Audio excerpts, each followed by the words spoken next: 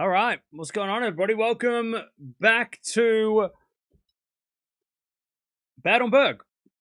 And it's been a weird tournament. We've had so many upsets in the singles, but we've still got some doubles keeping us going. Today's a bit of a because we've got one less match today on the quarterfinals. We've only got 3 quarterfinals because Svitolina withdrew.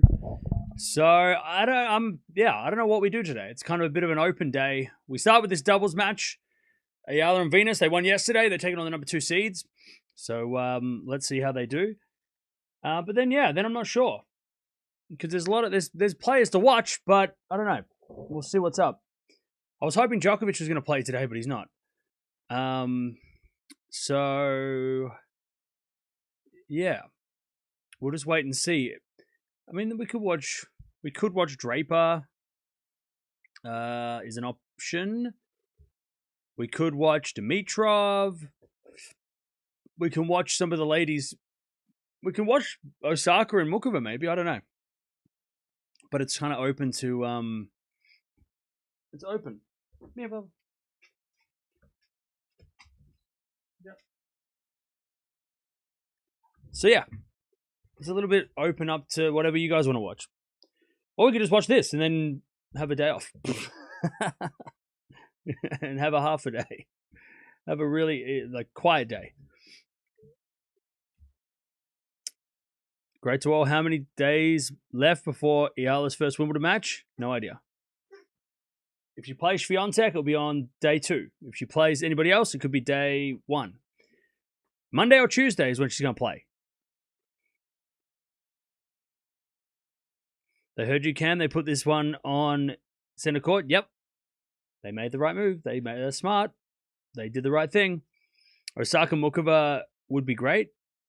That'll be a final. Wimbledon starts on Monday. Ready for the soccer? Yeah, I am. Tomorrow. I'm actually really happy that this is this match is there's not much going on today, so I can actually get an early night so I can watch the football tomorrow. Which is really, really helpful. Osaka's playing Alexandra Eala. Yep. Yes, she is. So yeah, we might watch her. I mean, they're playing after this, so we'll just see how this goes and we'll go from there. But yeah, it's kind of a bit of a... It's weird because like Swiatek and Andreeva were obviously going to be the focus this week and they both lost. So it's kind of thrown my plans off a little bit. And we're supposed to watch like Fritz, but he's not playing.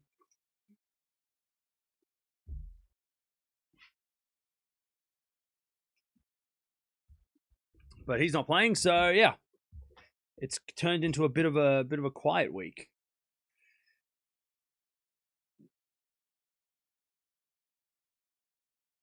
Osaka versus Alexandra. Yeah. Mukova is up the top. Mukova Osaka will be a final though. Which would be interesting. I'm just trying to see who else is playing. So we got Dimitrov playing for Keena. That's not a bad match, but when is that being played? By the way, Eala has played this doubles combination before with Chen. So okay, Draper's playing. Dimitrov's playing late. Okay. All right. Look, we'll wait. We'll see what's up. We'll see. See, the players are going to still protest about prize money. Yeah, so they're doing 15-minute interviews instead of whatever usually they do. I thought they usually do 10-minute interviews, so it's a weird one.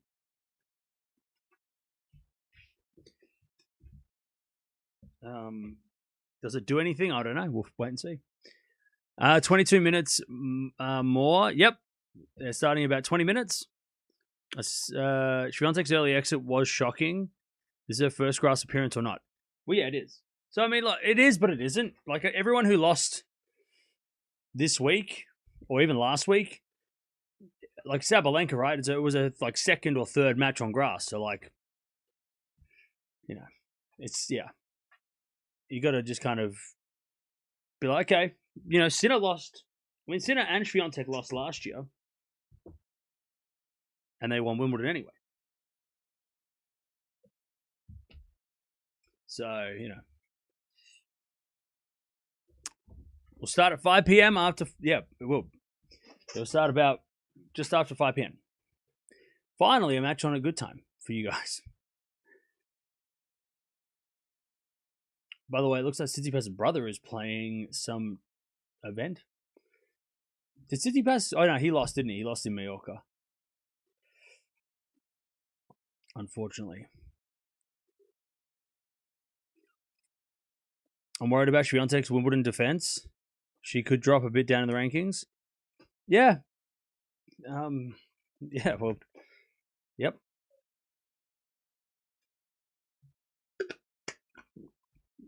But same with Gauff, right, at the French.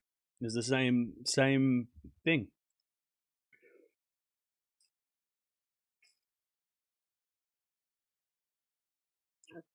What time's the draw tomorrow? I think it's around this time tomorrow.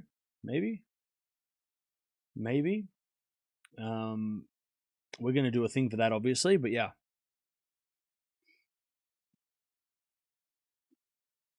I'm happy you were responding to our questions. I thought I've been blocked. No, it's just that it gets really busy in here and it's hard to read everything. That's why I wanted to start a little bit earlier, because it felt like we could actually talk a little bit and hang out for a bit before this match starts. It's been hectic the last few days. Haven't had much time to just, like, we've had so many upsets happening that it just hasn't been time to just chat.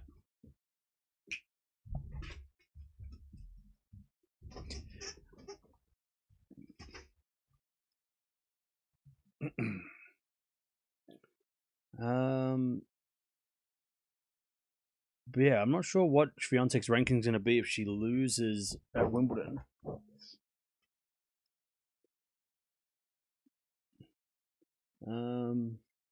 So if she lost, let's say, third round,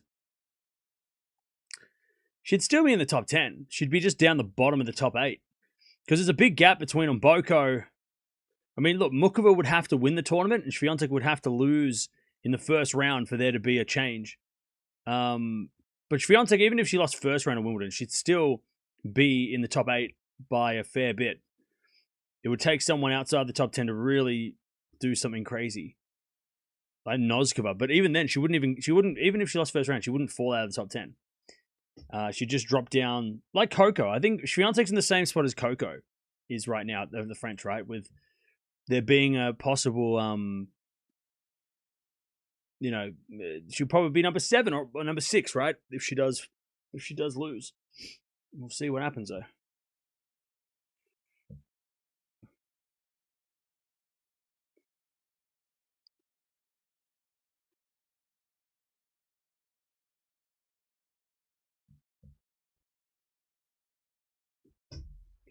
All right.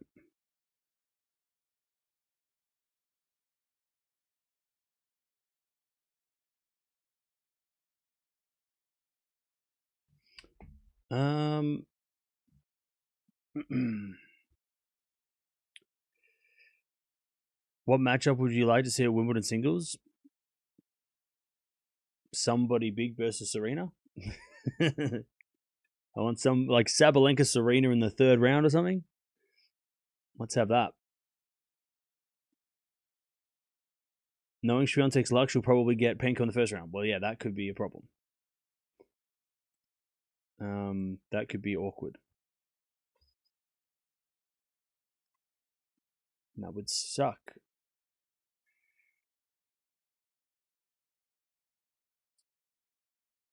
On her appearance on the Players Box podcast, Eala said Venus is the player on tour that she still gets starstruck by. Yeah, fair enough. I want Penko and Keys at the final of Eastbourne. That'd be fun. That'd be a fun final. By the way, Penko is playing soon, isn't she? We'll keep an eye on that result. We will see what happens.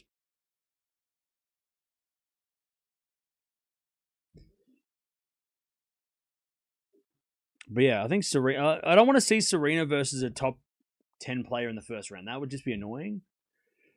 I would love to see Serena take on somebody in, like, somebody big after a couple of matches. Maybe give her a match or two to get ready for that big match.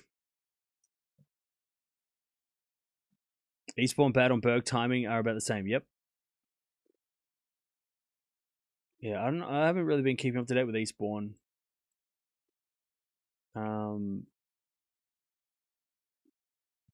Since Palini lost.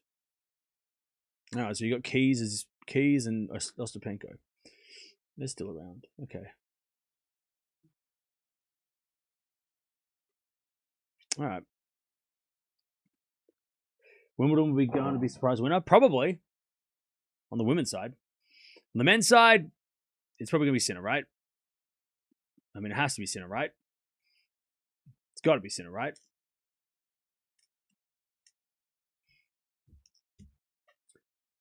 If it's not Sinner, then who? Then Djokovic, if he's down the bottom. Or Zverev. I would love Zverev to go back to back. I mean, that'd be crazy. If Zverev won the Sunshine, the Channel Slam, that'd be crazy. But I hope, if it's not going to be Sinner, then I kind of want it to be Fritz or Shelton. I think that would be awesome for the sport. Like, Americans are already going off at the World Cup. Imagine if they had a Wimbledon champion on the men's side. I feel like it'd be going even crazier.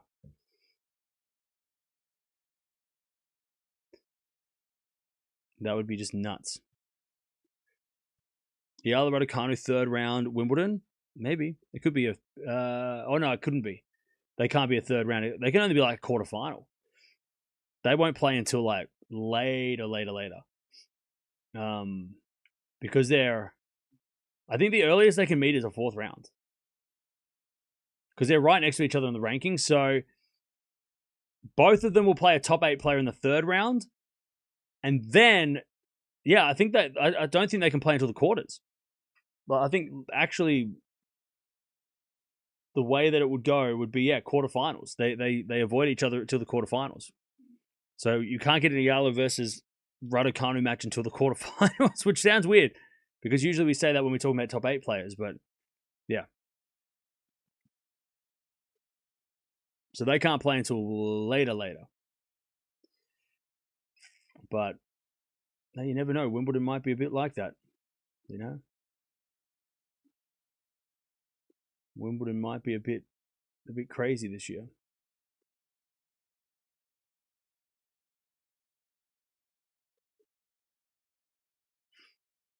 But we'll see.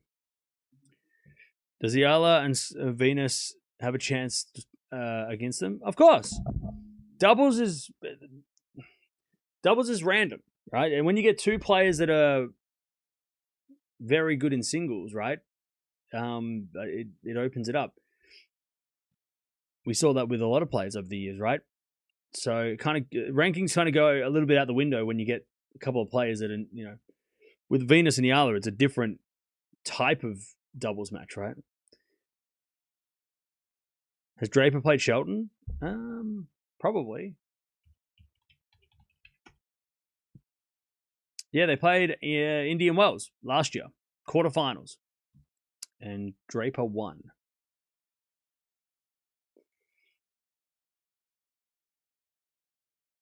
The lower ranking will win Wimbledon this time, hopefully. Yeah, I mean, on the women's side, if I couldn't pick a top 10 player, I mean, Navarro's been playing real well. Keys, right? I've said a lot over the last 2 weeks. Keys is very dangerous. If Keys is going to play a top 8 player, if Keys and Swiatek met in the third round and Keys beat Swiatek, took her spot, Keys could make a run to the final. Very dangerous, Madison Keys. Obviously, Vekic is dangerous. Eala and Raducanu, you don't want to play them if you can avoid them. I think the only player you'd probably want to play at this point is Potapova because she's been injured. If you're a top 8 player in the third round, but yeah, Keys. I'm excited to see how Madison Keys does and who gets Keys because Keys is going to be tough. Keys is going to be tough. She goes under the radar. Well, yeah, she might win this week, and then everyone's going to start talking about it. But when she beat, when she played well against Pokula last week, that was pretty telling. Match going to start in about 10 minutes. Match will begin in 10 minutes. The Eala and Venus are the underdogs in this one, which is probably no surprise. They are playing the number 2 seeds, who are very, very good.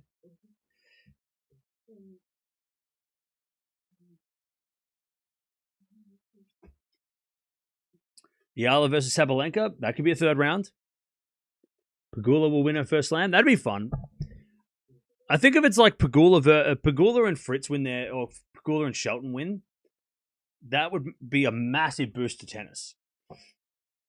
Especially because, like, okay, let's just state the obvious, right? The World Cup is taking a lot of attention away from the sport, our sport, right? World Cup is taking up the entire sporting world's, attention. So Wimbledon's going to be pretty. I would say Wimbledon's probably going to be pretty low key, because it's also at the same time as the World Cup. So a lot of people are going to be like, I'm going to watch the World Cup because I can watch Wimbledon every year. So I would be surprised if Wimbledon, if people were like choosing Wimbledon over World Cup in a general sense. But if an American wins Wimbledon on the men and women's side, then we can go to the US Open when the World Cup ends, and then America can be buzzing with their champions, and that would be, I feel like the US Open would be huge with the World Cup over, but then people still buzzing from the World Cup. Especially if USA do well at the World Cup, then people can like push that into like, oh, well, I want to support my country in tennis. And then the US Open blows up. That would be, and I feel like if there was like a Fritz and a Shelton or a Shelton winner at Wimbledon, and then they have someone who they can like, they got a champion they can cheer for, I feel like the US Open would be insane. That would be really cool. I think that would be great for the sport. But if Sinner wins Wimbledon, then Alcaraz comes back to the US Open. Serena's probably going to play the US Open as well. So at least we have that. There's a lot of fun things going on in America at the US Open. There's Venus is going to be there probably as well. They'll probably both get wild cards. So, yeah. This time, Eala, Pegula, Raducanu, and Kostyuk for Wimbledon. Kostyuk's hasn't been around. Like, she hasn't been playing. So I don't know about Kostyuk. Kostyuk isn't really on my radar for Wimbledon. I think Noskova should definitely be on everybody's radar.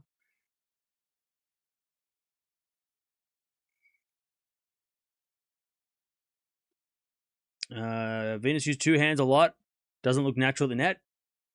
Well, yeah. Yeah, 2-handed volleys look not natural. That's exactly right. Game starts in like 10 minutes. 10 minutes. And we'll see what happens.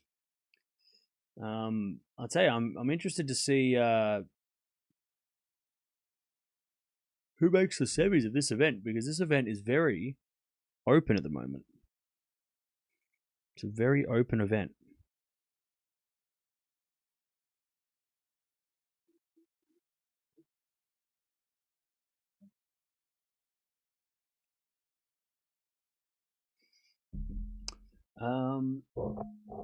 But yeah, I feel like it's harder to pick the women's winner than the men's at this point.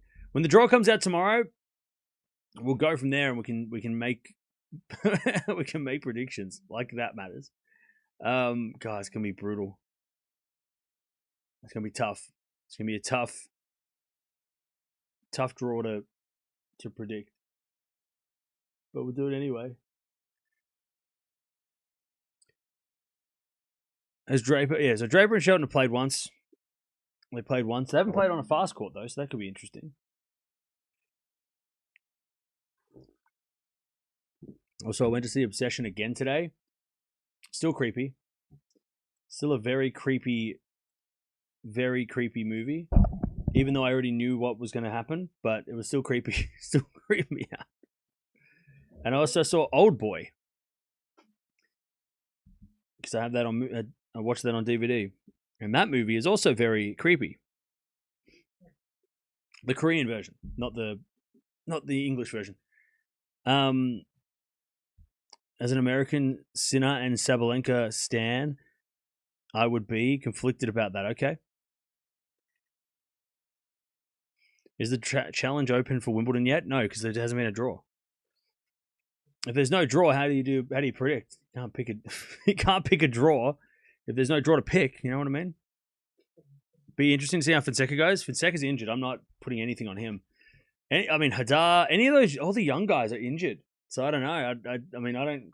I'm not really putting anything on Sinner on Fonseca or Hadar because they just haven't played. You know. We'll see if the possibility the world number one goes into the last slam of the year having won no slams happens. Well, yeah. What's Obsession? Obsession is a movie. It's a very good movie. Cult classic. Well, not even a cult classic because it's very well known. It is a very well known movie.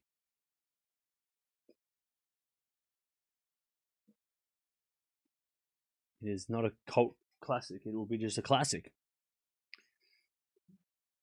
It's a horror movie. If you like horror movies, see it. If you don't see it.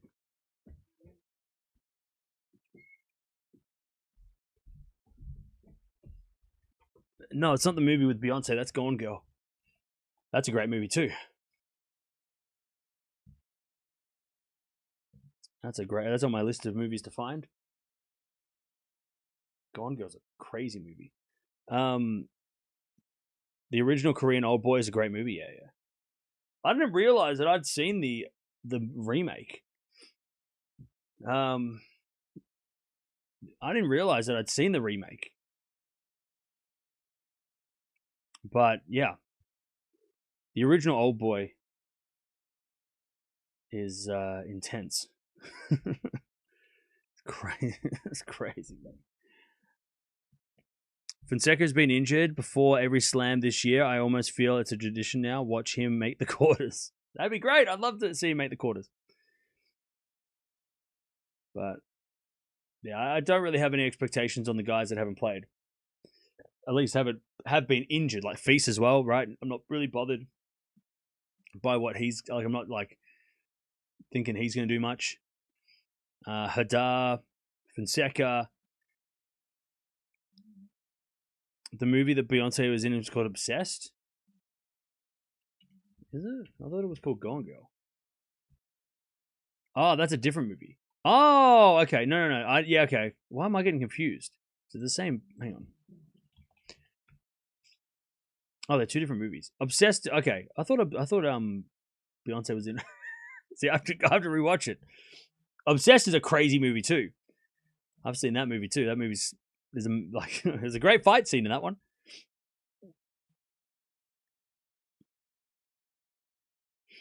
There's a great fight scene. Have I got Obsessed? I don't know. I think I'd have that. Might have that one. I might have to watch that after this. Yeah, I'm getting confused. Gone Girl is a different movie, and that is also a classic. I don't have that movie. All right. Adding it to my list.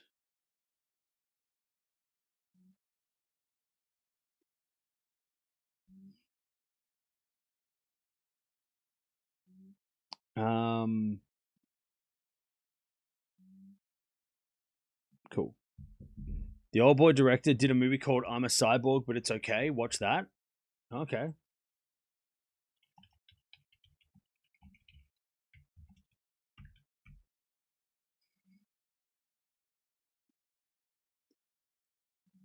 All right. Well, I can't find it for anything less than $100, so I'm not going to. I don't think I can buy that. What's it? I'm a Cyborg, but that's okay.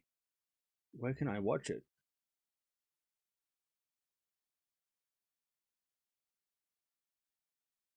It looks creepy as hell. I love it.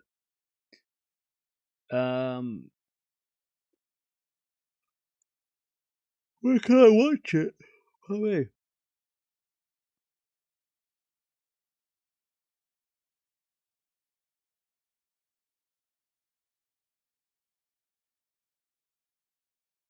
All right.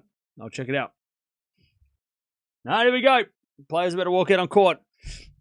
And we are about to begin. Hot day again. It's been stinking hot all week. Watch from the Philippines. Hey, Benedict, welcome. Welcome.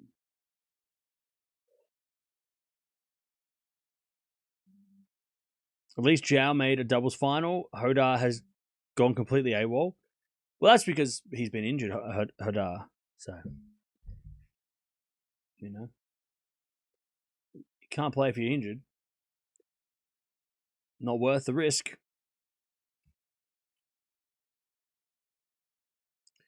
Orlando in the house. What's up? Number 2 seeds versus the wild cards. That's it. That is what we're watching.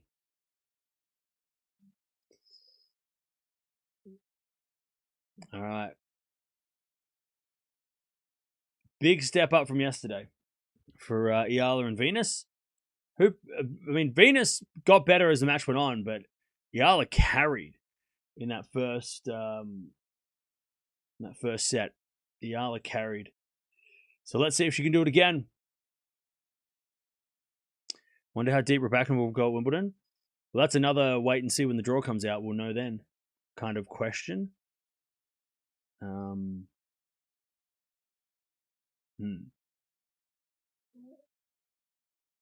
think you got to wait for the draw to come out for that one.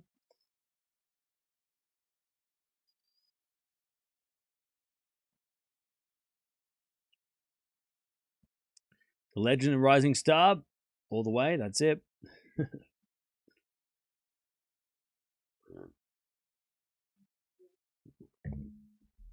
Here we go. Let's see.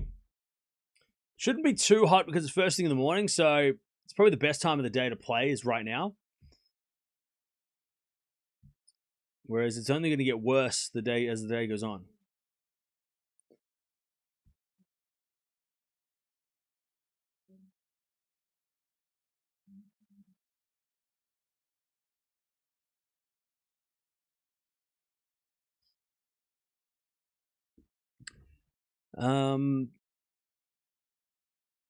Watching from the Philippines. What's up? Eala's match is in like 5 minutes. I hope Eala plays like yesterday, manifesting for a win. I'll tell you, if they can beat this team, they could go all the way. I mean, this is the number 2 seeds, right? It's a big win to get if they can take out the second best team by ranking. Pegula's consistent and considered a possible Wimbledon winner. Yeah, I put her up there as one of the favorites.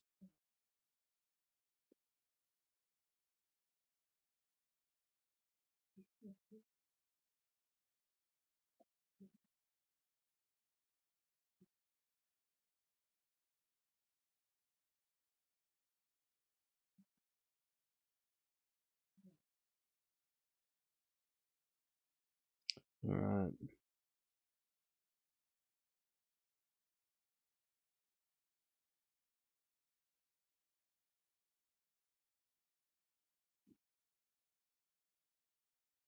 Now, here we go. Players are ready to go.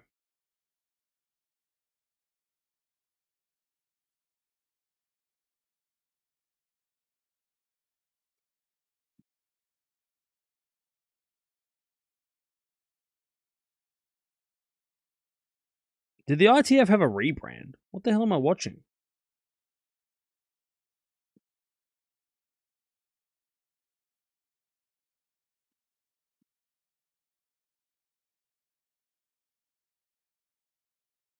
So the ITF rebranded. Is that what I'm watching? The ITF is now called World Tennis. I gotta be honest. I hate it. I hate it. I hate it. That's so confusing. That is so dumb. The ITF, the International Tennis Federation, why would you call it? World Tennis is like... I don't like it. Sorry, don't like it. It's so confusing because then you're like, wait, so World Tennis, what's the ATP? The ITF made sense. Now we're going to call it World Tennis. This is not... No, Go back. April Fool's joke, right?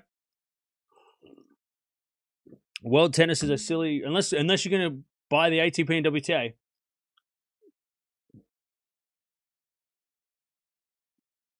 No. It literally just happened. I saw it on my phone. I'm like, what the hell's world tennis? And why am I following them? So the ITF have rebranded to be called World Tennis.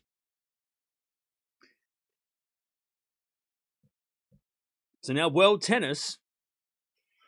Oh, I hate it. World Tennis. Oh, it's such a bad name. World Tennis is now runs the slams. Oh, I hate it.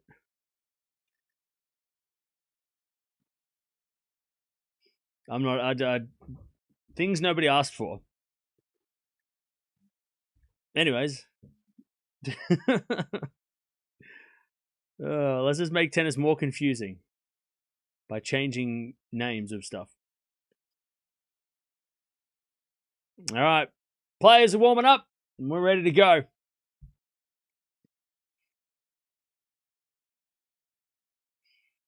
And we are ready to go.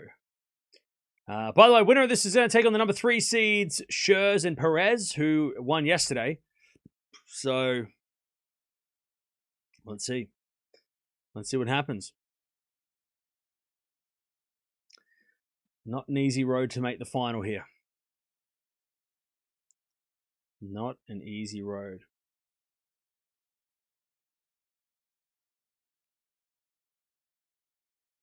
Eala partnered with Bartunkova at Wimbledon. Cool.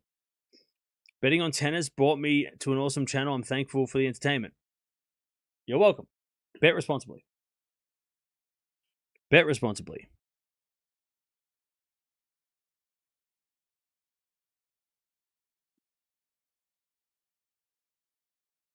Bet responsibly.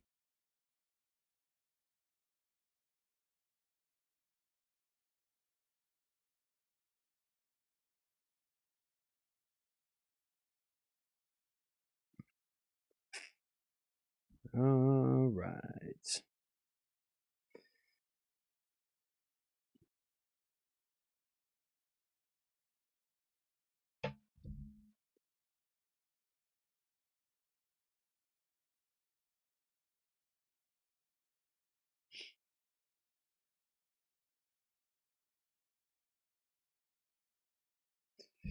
All right.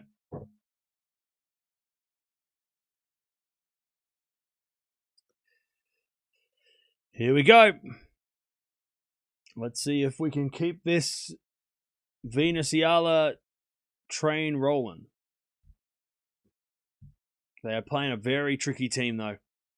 A very experienced team. But Eala has already played these two, so she at least knows what to how it feels to play these two players. Mihalíková is 29 in the world in doubles, 3 titles to her name. Never really done well at the Grand Slams yet. And then Nicholls has won 4 titles on the WTA, 22 in the world right now, was 21 in the world at the start of the year. By the way, these two ladies both this year have reached career high ranking, so they're in their best form of their career. She also hasn't done well at slams yet, but she has done well in mixed doubles, making the semis of a couple of slams last year. Unfortunately, Mihalíková just hasn't had the opportunity, hasn't been able to do it yet. But she did win the Australian Open junior doubles and singles titles back in the mid-2010s. So she's a very successful player. She beat, she won the Australian Open junior title in 2015. Some of the players that were in that tournament, you may know of.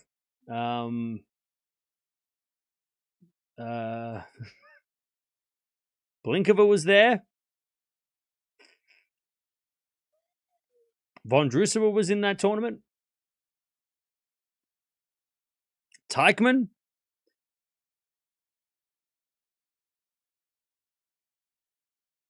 So yeah.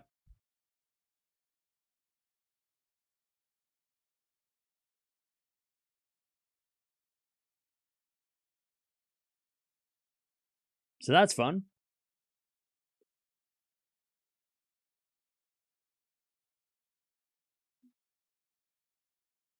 All right.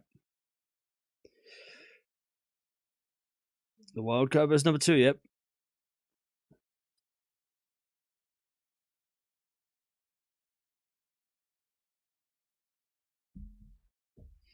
My girlfriend's terrorizing me. She wants to watch this Turkish serial. She says no more effing tennis this week. I'm confused. Good one. Yeah, same. Yeah, that's my wife said the same thing. She's like, no more tennis. And I'm like, too bad. Yep. Yep. Good one. It's funny because it's untrue. Here we go. Here we go. You know they're a good doubles team when they're both wearing the same outfits. They're matching outfits. Here we go. Venus to serve. Let's see what happens. Let's see if Eala and Venus can keep this going. Why would you use your swing switch now? You only have one for the rest of the year. What do you mean? All right, serve. You get one after the grass season. All right, serve. There's a fault. Second serve.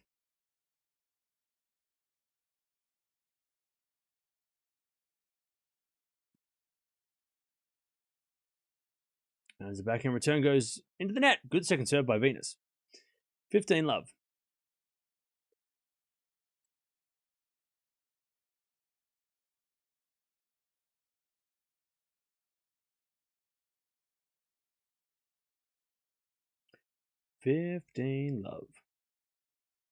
Yeah, so here it says it here in the rules. It says,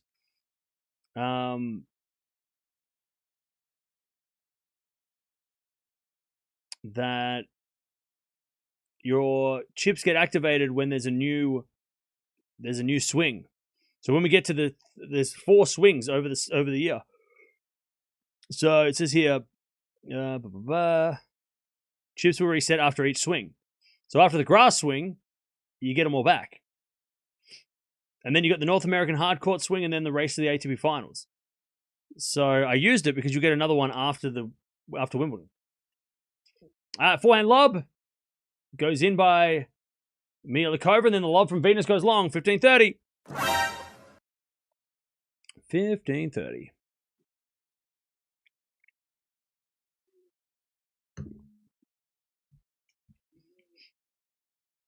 Little chance here for the number 2 seeds. 15-30. As Venus serves. Fault. Second serve.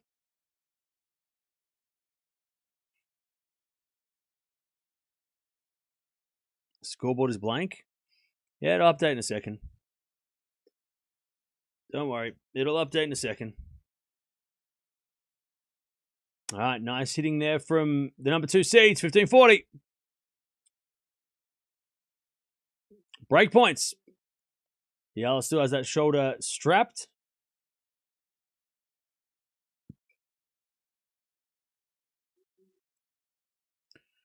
Break points for number 2 seeds is Eala with the volley in the net. There's the break. All right. Mihalíková and Nicholls take the break first game.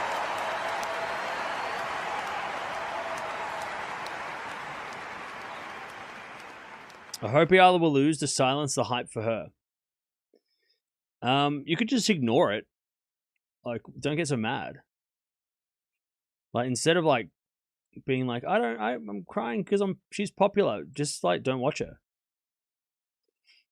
Go watch somebody else, you know.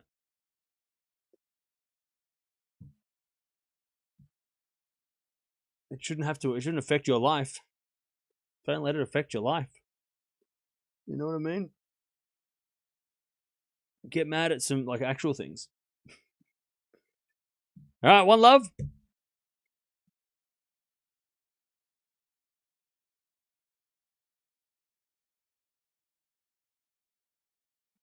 Mihalikova's going to serve.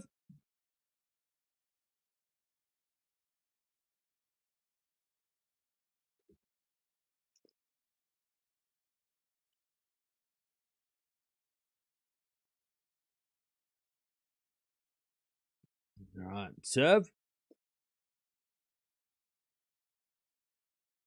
Into the forehand of Eala. Oh, it goes in. Nice lob. And it's 15. I love 15. Now, just bad communication from the number 2 seeds that time. Eala with a nice lob. Love 15. Little lucky. I would say it was a fortunate lob. But a good lob in either way.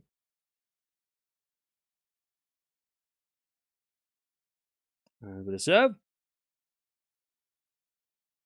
Here's a fault. Second serve.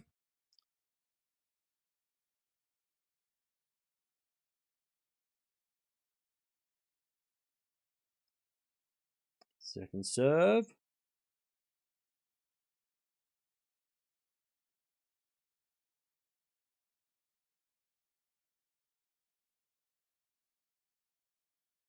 Into the forehand of Venus, and then the volley is too good from Nicholls. 15-0.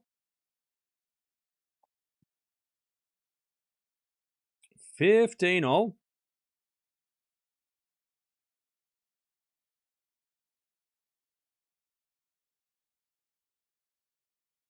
right, serve again.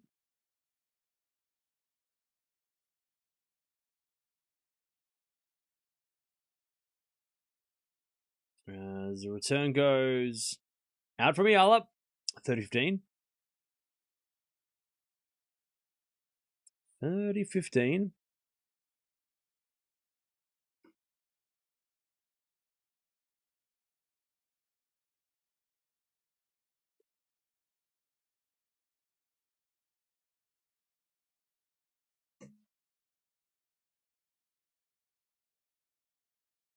Serve. Here's a fault. Second serve.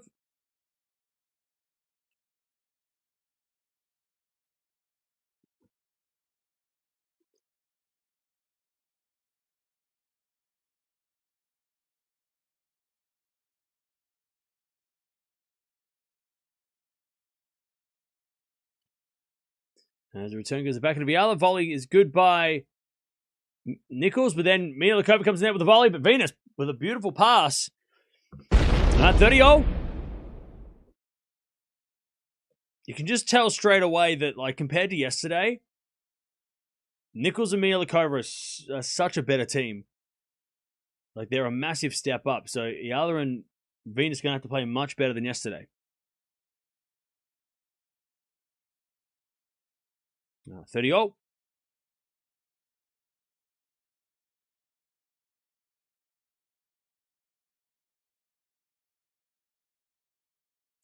So in the front of Eala, the volley is good by Nicholls, but then Venus comes in and then Mihalíková with a drop volley. Too good for Eala. The thing with Venus as well is that Venus isn't going to move that, even though it's only doubles, right? You only have half a court.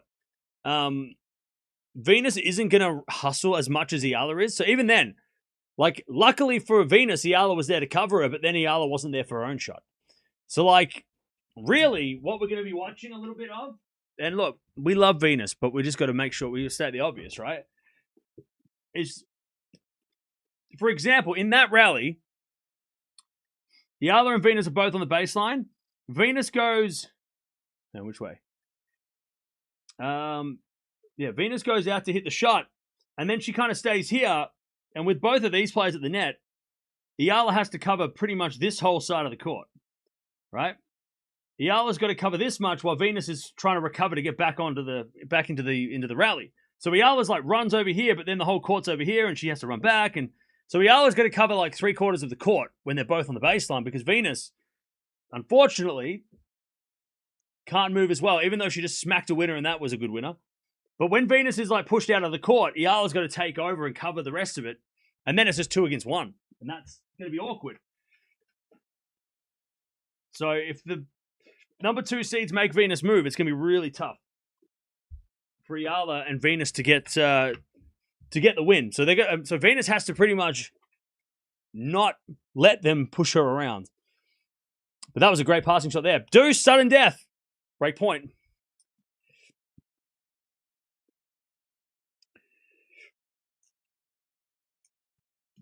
As with a serve from Mihalíková into the front of Venus. Mihalíková volleys. Venus with a pass. Too good. All right. So if Venus can stand on the baseline and just attack without having to move too much, she's super dangerous. Great rally from Venus there. If they don't make Venus move, then they're in trouble. It all really comes down to Venus. And it did yesterday too, because remember, in the first set, Venus' serve was really under pressure. Eala was the one having to kind of take over. And then eventually, Venus in the second set started to get much better. It was much easier for Eala to then win points because Venus was helping a lot more. So really, and this is going to be much more, obviously much more obvious if, or much more crucial, right? Because you can't be giving away points against the number 2 seeds. You can't give them a lead. All right, Venus got attacked on that volley. As Eala wins the point off her serve, 15-0.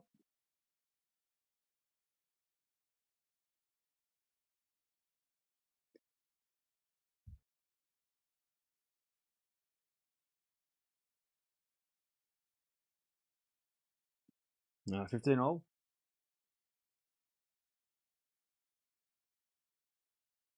All right, as that goes out from the number 2 seeds, 2-1, 30-15. We're not 2-1 yet. 30-15. 30-15. And going to serve to the backhand of Nicholls, and then Venus volleys it away. Beautiful shot. That's better. Eala sets it up. Venus puts it away. All right, 40-15. By the way, Alan, can you stop picking fights with everybody? Just, you know what the deal is. Just relax. The Eala fans are just going to chill. No need to, fight. Venus sits it out, 40-30.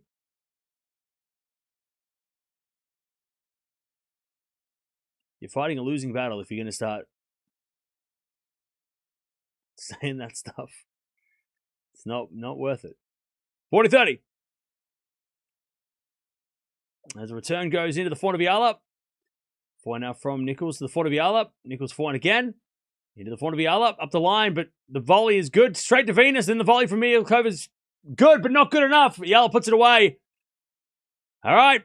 It's 2-1 Eala Venus. They lead. All right. And that's it. Venus just has to be a good, Eala's going to be having to do most of the work today. But if Venus can just make her shots count, and then Eala obviously has a lot more pressure to have to perform, but as long as Venus can just set up Eala or give Eala the winning shot, then they could win this one.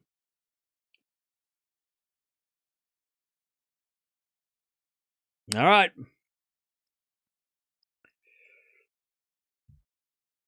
Yeah, Helen chose violence today.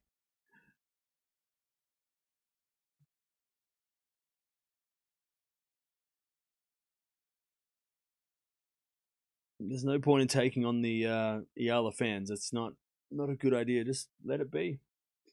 Just let it, and then we'll come back and watch whatever.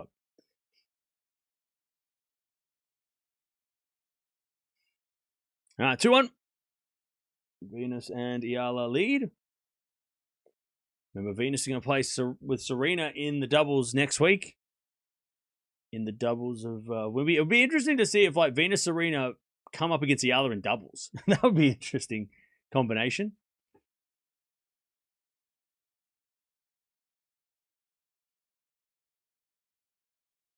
All right, 2-1 to the Dream Team.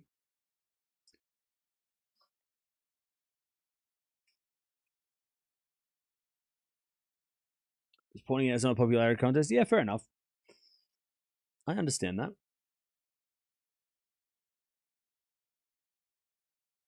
You don't need to. I don't know who you're pointing it out to. Eala and Williams, interesting doubles, fresh tennis and experience. Yeah, it's exciting. All right, 2-1. Sort of fault second serve.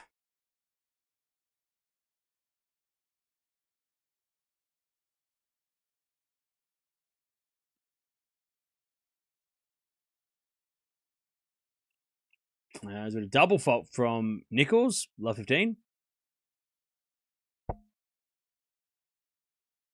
Saw the title of the new video. Who else withdrew?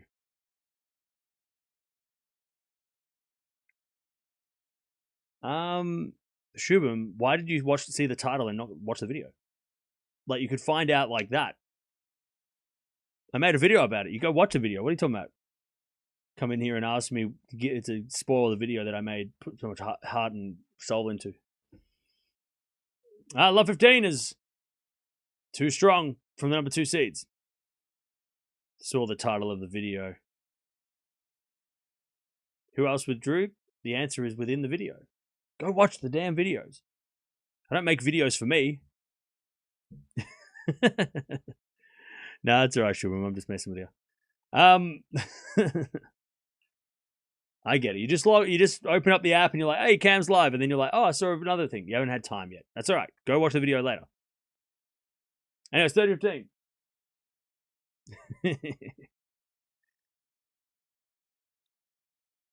All right, nice volley from Mihalíková. Nicholls serves, 30-15.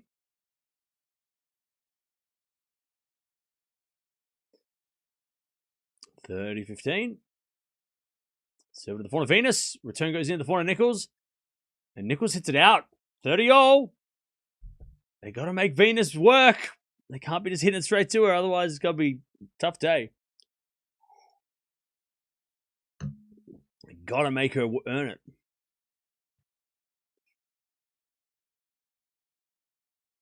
Uh, 30-all.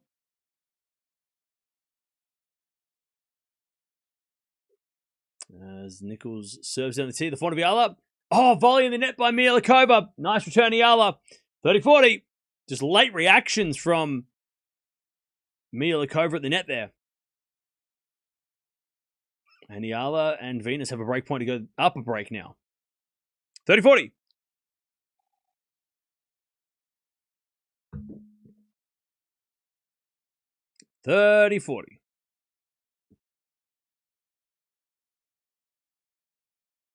As we have a serve and volley, but the easy volley from Mihalíková. And it's sudden death. Sudden death. Still break point. Here we go.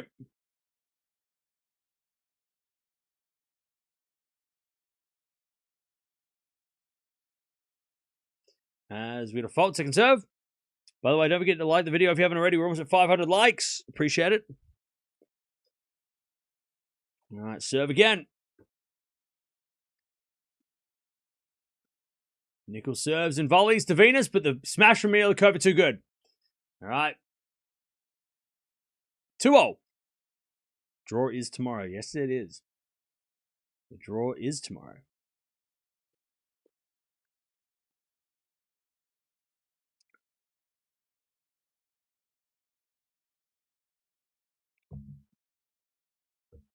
Why sudden death and not tiebreak? Because I like saying sudden death. Sudden death, it sounds more intense, and I like that sound of it more. It sounds funnier. Like, it sounds like it's like, shit, we better win. You know what I mean?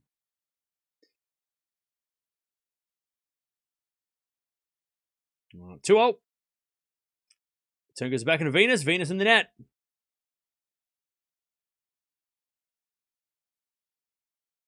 And it's love 15.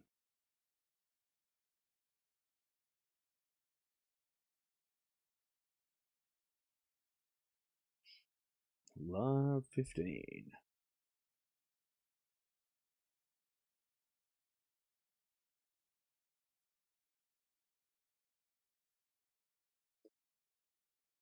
All right. 15-0. All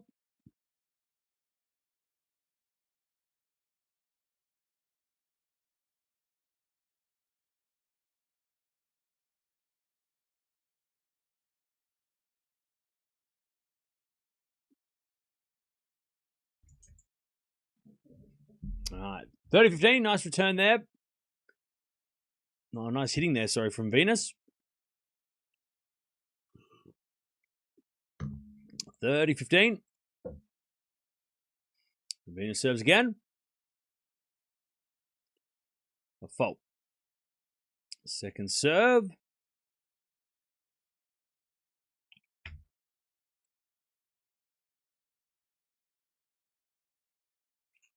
Second serve. Into the forehand of Nicholls. And then Venus down the middle with a winner. Beautiful shot. 40-15.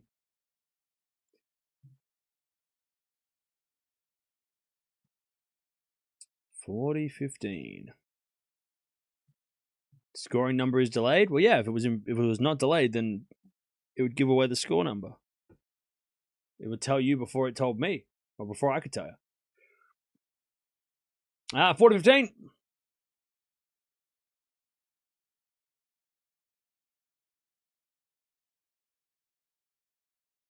40-15. As Venus serves again.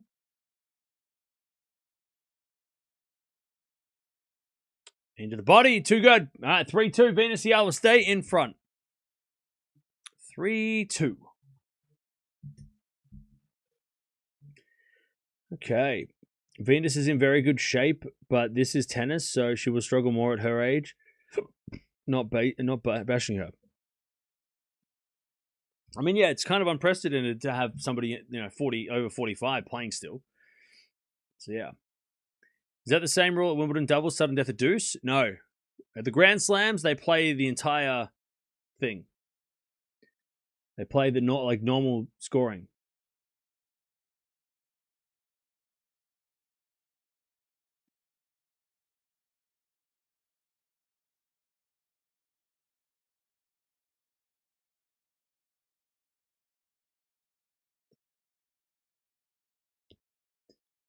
All right.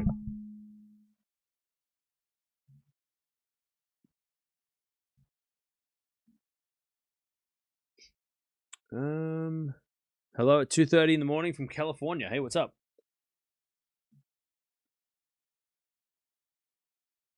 Eala and Venus can just talk about how to navigate the court. Yeah, look, I tell you, they know their roles in this team. Like, Eala knows that she's going to have to cover a lot more court than she maybe is used to because of, just because she's got to cover Venus, right?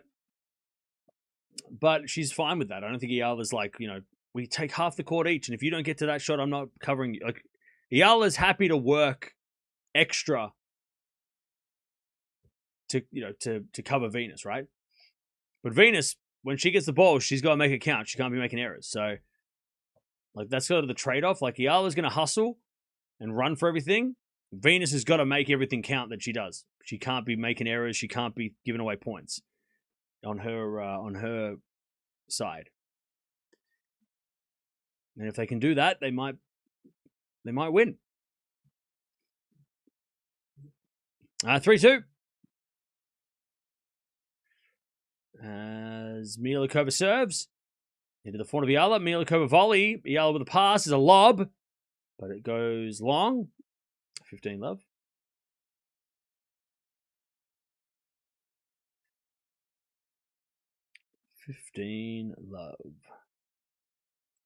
Boa chat was so close to 500 likes. Appreciate that.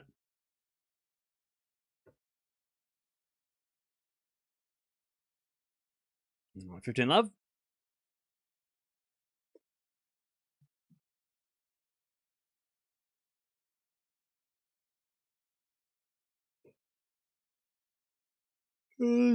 Mihalíková serves a fault. Second serve.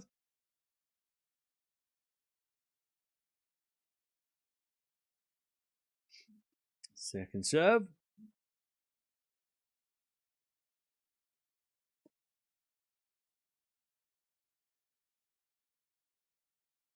Into the forehand. Double fault. All right, 15-all. They're going to be careful too, the number 2 seeds here. They're going to be careful not to give away too many points, because they are playing against a very dangerous Hungary team.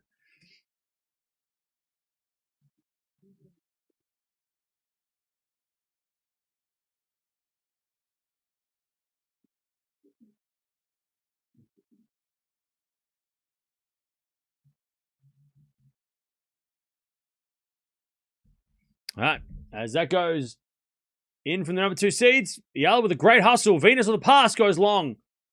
Oof. See, again, that's the rolls, right? Eala's going to run. And Venus, when she gets a shot, she's got to make it count. That one went long by this much. But Eala did well there to run everything down. 30-15.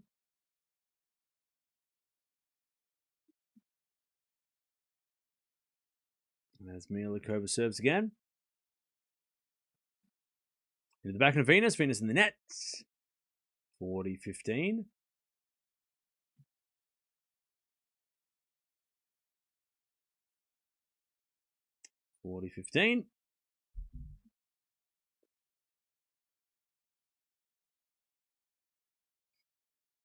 As Mihalíková serves again. Serving the front of Eala. Eala hits a return winner. She read that one. 40-30. Wimbledon draw is tomorrow. Wimbledon draw is tomorrow.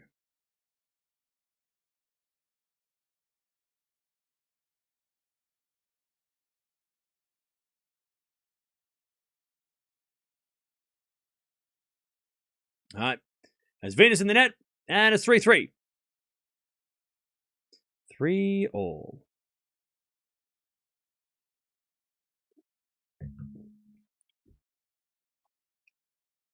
All right. The summer in Germany? Yes. It's stinking hot in Germany. All right, Eala to serve 3-3. Serve to the forehand of Mihalíková, but Venus comes in with a smash. No! The return comes in by Nicholls, then volley down the middle by Nicholls. Too good. Man, Venus, she had the shot. But unfortunately, didn't put it away. And the number 2 seeds know how to reflex volley. They know how to get it back. Beautiful volley down the middle too. Not much Eala could do. All right, love 15. First serve's a fault, second serve.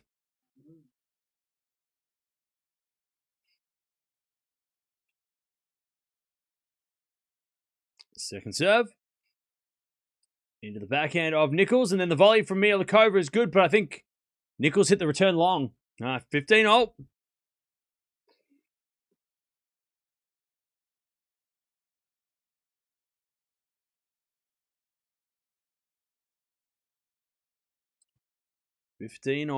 Eala serves again.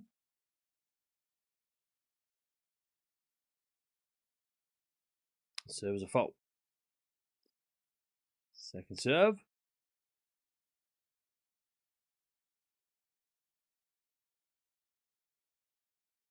Into the forehand of Mihalíková. Volley goes in from Nicholls. Too good.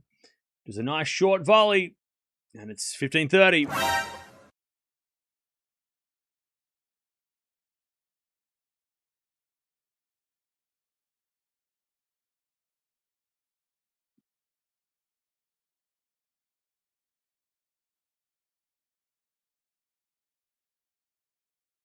All right, 15-30.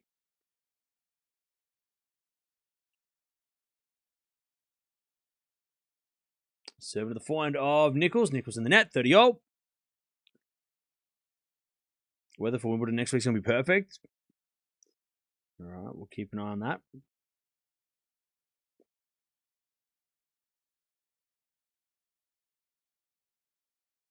All right, 30-all. Eala serves again. Into the forehand of Mihalíková. Eala forehand. Again to the forehand of Mihalíková. To the Eala backhand. Mihalíková up the line. Goes long. She had a shot too. Venus was crossing and Mihalíková could have made that count. 40-30. Eala and Venus to stay in front here.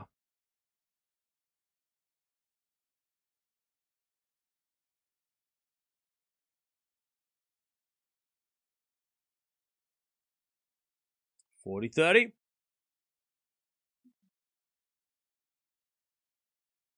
As Eala serves again. To the forehand of Nicholls. Eala forehand to the forehand of Nicholls. Deep into the forehand of Eala. Nicholls down the line winner. Too good. Venus just made it a little bit too easy for Nicholls there by taking a couple of steps into the middle. That's what Mihalíková was trying to do in the last point, but she couldn't execute. That was just smart. Smart doubles. Notice Venus leaning to the middle. And then just kind of redirects it up the line for an easy winner. Sudden death. Serve to the forehand of Mihalíková. Backhand now from Eala. And then the volley, or the forehand, sorry, is a lob by Mihalíková. Eala gets it back. Forehand to forehand up the line now. There's Mihalíková again to the forehand of Eala on the stretch. Cross court in the net. There it is. Break for the number 2 seeds. I tell you, Venus was just hovering in the middle. In that last rally, it was a little awkward. You know? So Eala was down here. Mihalíková was here.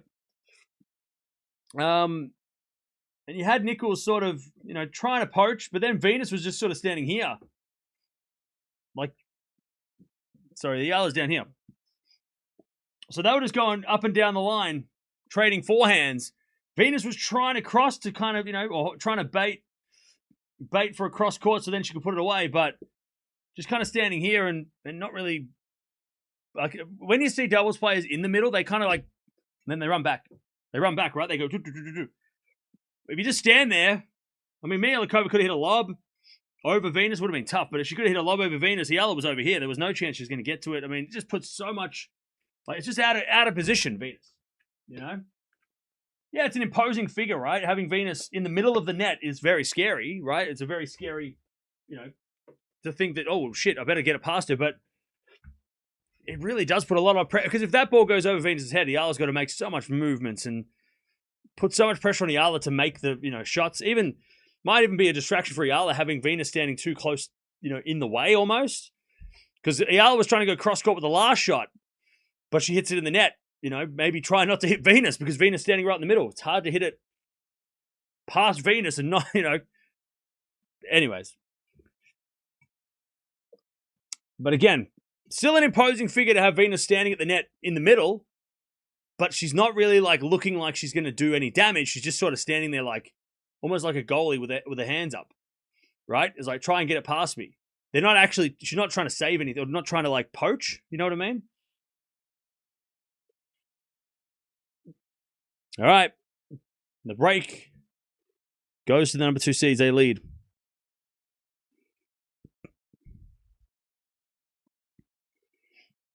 All right. 4-3. As Nicholls serves. Into the back of Eala. Nicholls with a forehand shank. And it's love 15.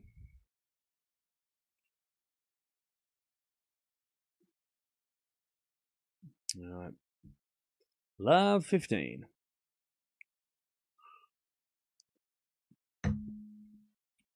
Did you see the schedule for today? No, what's the schedule?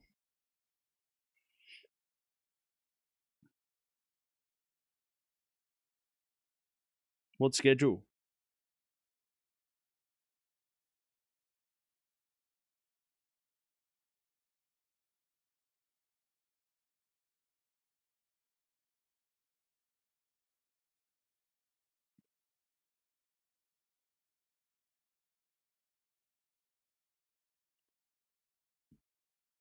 Oh, yeah, I saw that. No Djokovic, so.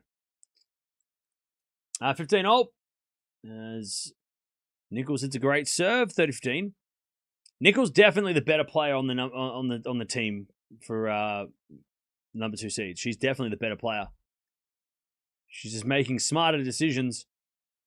And on the other side, I mean, you got to say Eala's probably playing the better at the moment.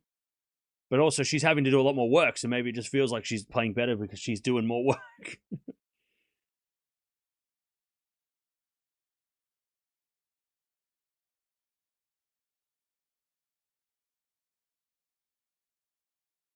All right, 30-15. Serve in the back of Venus. Venus in the net. Nope. It's a fault. Second serve.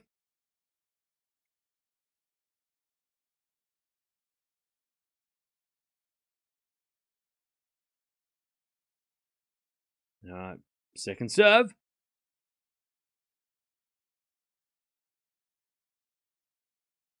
Serve to the front of Venus. Volley from Mihalíková. Too good. Just smart. Doubles is such a fun sport, a fun game to watch. When you're I feel like tactically, it's just so much more interesting at times than singles, because singles is just, you know, it's all about rallies, whereas doubles is so like you've got split seconds to make mistakes or decisions. Like if you hit the ball the wrong way, it'll mean it's a lot more. There's a lot more stakes to every point in doubles than there is in singles, right? It feels just way more intense. One slight mistake and you lose the game. You lose the point. Difference between hitting it cross court or down the line, you know, or a lob, or crossing and trying to hit a volley, you know, like the decision making is so quick and so important. 5-3. But there's so many different ways you could win the point in doubles too, which is so much fun. 5-3. As a return from Mihalíková, goes to front of Venus. Venus hits it long. And it's love 15.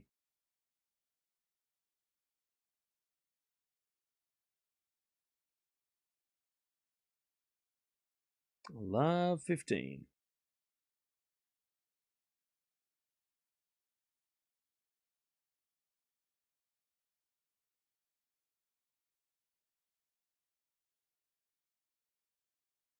As we get a fault. Was that a foot fault? Oh, okay. Maybe. Yeah, foot fault. What the hell? Hawkeye getting aggressive. Serve to the forehand of Nicholls, and then good volley out, but Nicholls gets it back. We got a forehand now from Venus into the forehand Nicholls. Venus the backhand up the line. Nicholls with a forehand again into the backhand of Venus, but Nicholls hit it long. I tell ya, not a bad hustle from Nicholls there to try and cover the Eala volley, but ultimately lost the point. 15-0. Venus serves again.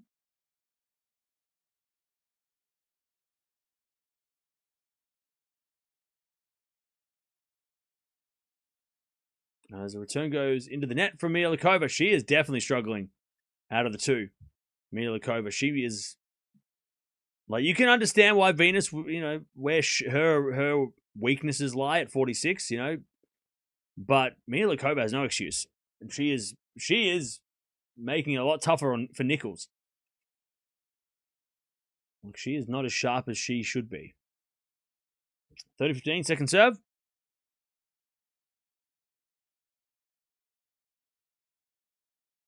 Yeah, Eala's shoulder is still bandaged. Yep. As the return goes back into Venus, Nicholls with a forehand into the net. And it's 40-15. By the way, Joe, where are we watching from? Where are we watching from? I haven't asked that yet. Where are we watching from? I'm in Australia. It's cold. 40-15.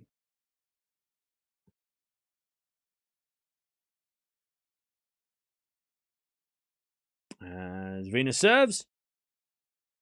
Into the backhand of Mihalíková. Forehand from Venus to forehand Mihalíková.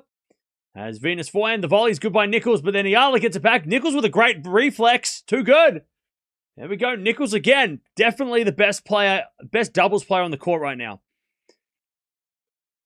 Nicholls is definitely playing the best of her team for sure. Great reflexes. All right, 40-30.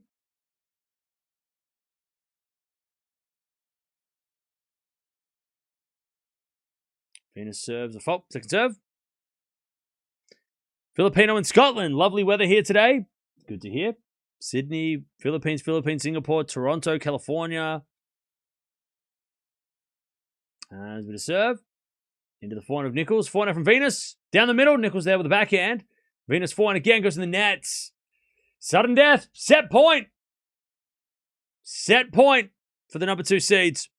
We've got New Zealand, Doha, England, Saudi Arabia, Poland, North Carolina. All right. Here we go. Sudden death. Venus is serving to Nicholls. Venus for the serve. There's a fault. Second serve. Second serve. Double fault. That's a shame. All right. First set goes to number 2 seeds. Man, that's a shame. 40 minutes, though. Pretty long set of doubles, to be fair. All right.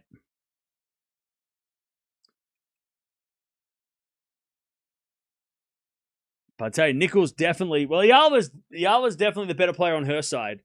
She's having to do more work, and Venus... Oh, man, that's a tough double fault. But, yeah, Nicholls is covering her partner as well, because Mihalíková is definitely not as sharp as she needs to be. But maybe with the pressure of playing against this team, and they're an awkward team. I mean, Venus is obviously a legend. You got to be a little bit in awe of her, right? And then also, you know, Eala is very an awkward player to play against, because she's very good at a lot of things. So you just don't know what, like, she has that variety, Eala, a little bit. You know, she's not gonna, she can hustle, and that's the same goes for singles. I mean, a lot of players are kind of bamboozled by Eala when they play it for the first time, because they just go, hang on, what are you doing? Like, they're not the shots that you should, like, she hits, not unorthodox, but she just doesn't, she's unpredictable. That's the word. Don't worry, Chad, I got there eventually. We just had to go around the long way. But the difference between yesterday's team and this team, miles, right? Going from a team that an alternate that, you know, not the top doubles. I mean, yesterday Venus and Eala were the better doubles by ranking players as well, I think, as well. Whereas this is number 2 seeds. I mean, these two players, they've played together a lot. They've won together a lot. Always going to be a tough task. But the thing with doubles is that, I mean, Eala and Venus were up in that set. They had a good start. And if they can win this set, Venus and Eala, they can take it to a tiebreak, and then 10-point tiebreak, anything can happen. So this is not over yet.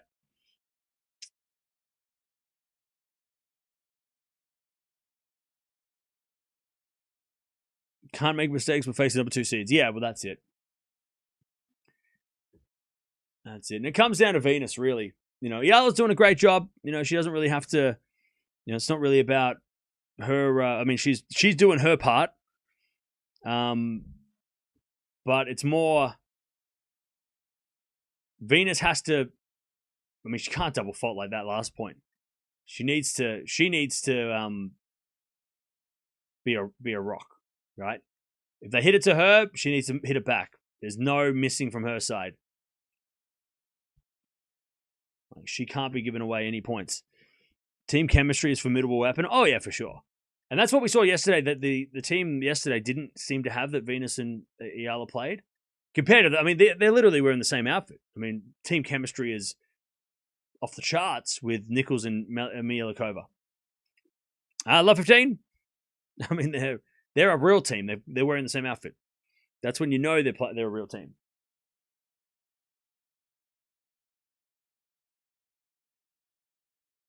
All right, serve. Mihalíková serves to Venus. And then Venus with a great pass. No. Yes? No. No, hit the net.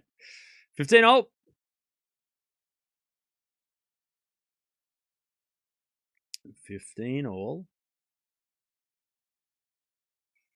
Mihalíková and Nicholls won against Fernandez Sigmund last week in the London final. Oh, really? Did they? Did they win? Did they win Queen's Club? Oh, they did. Wow. Okay. Yeah. So Nicholls and Mihalíková won Queen's Club. So they're, I mean, even more of a formidable team, right? The Queen's Club champions. That's crazy. I'm just having a look here because they have played. So they also won. I'm just having a look here.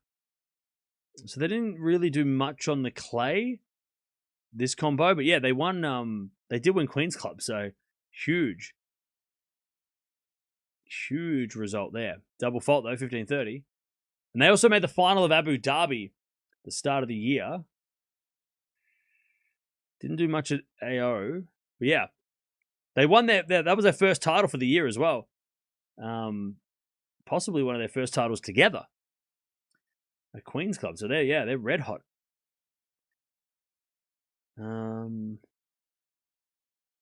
15-30. Venus puts up a lob. In comes Mihalíková. Puts it away. 30-all. Just having a look to last year if they won anything together.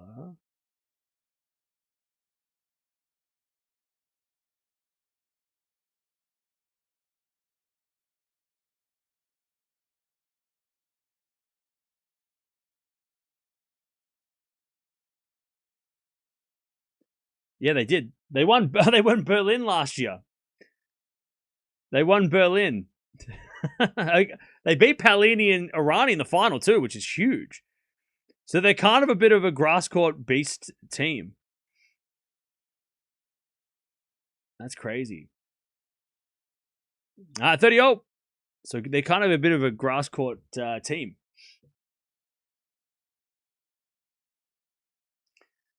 Big point. Start this first games of the second. That's with a serve. Into the 4 to Viala. The other over hits it. 40-30.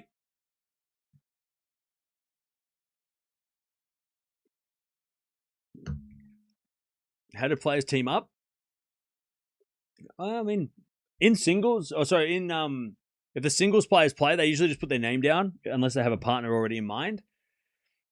But the doubles players, it's a lot like doubles teams are a lot more like teams like like a football or basketball team where it's like they'd probably again I don't know exactly if this is how this exactly works, but there's definitely more of like a more thought goes into who you partner with, right? And we see teams, the best doubles teams are ones that have been around together forever, right? Like the best teams we've seen aren't just like different players every week. They have a solid team, right? They're a team. They're not just like playing this week in doubles. You can go with some of the most famous teams of all time, right? But even like the top teams now, like Townsend and Siniakova have been working together most of the time. Unless one of them decides to go to a different tournament and doesn't play doubles that week. But overall, you play with the same person if you're a serious doubles, player, right? You want to win the slam. So they kind of and changing that, is huge. I mean, when teams break up, it's way bigger on the double scene. It's a winner by Nicholls at the net. They get the first game 1-love. Whereas Eala, for example, she's had 10 different partners, right? Because she's not playing doubles to necessarily win titles in doubles. She's there to get experience experience on at the net or playing with certain players like Venus and getting some experience off get some knowledge from her.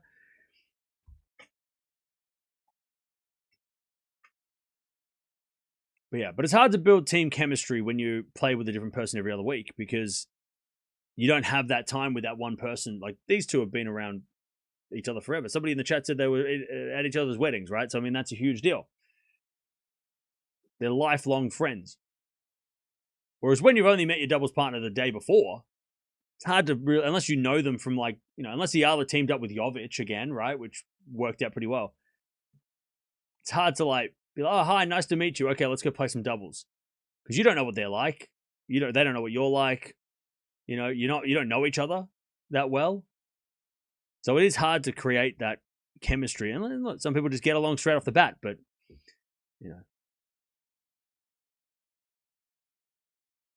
All right. 1-love. Mihalíková and Nicholls. As we return now the volley of Eala. Eala puts that away.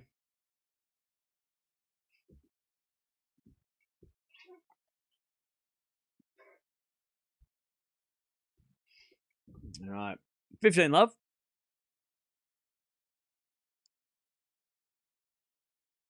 As a return. Goes into the forehand of Venus, and then Venus nails it at Nicholls at the net. Probably 30 love.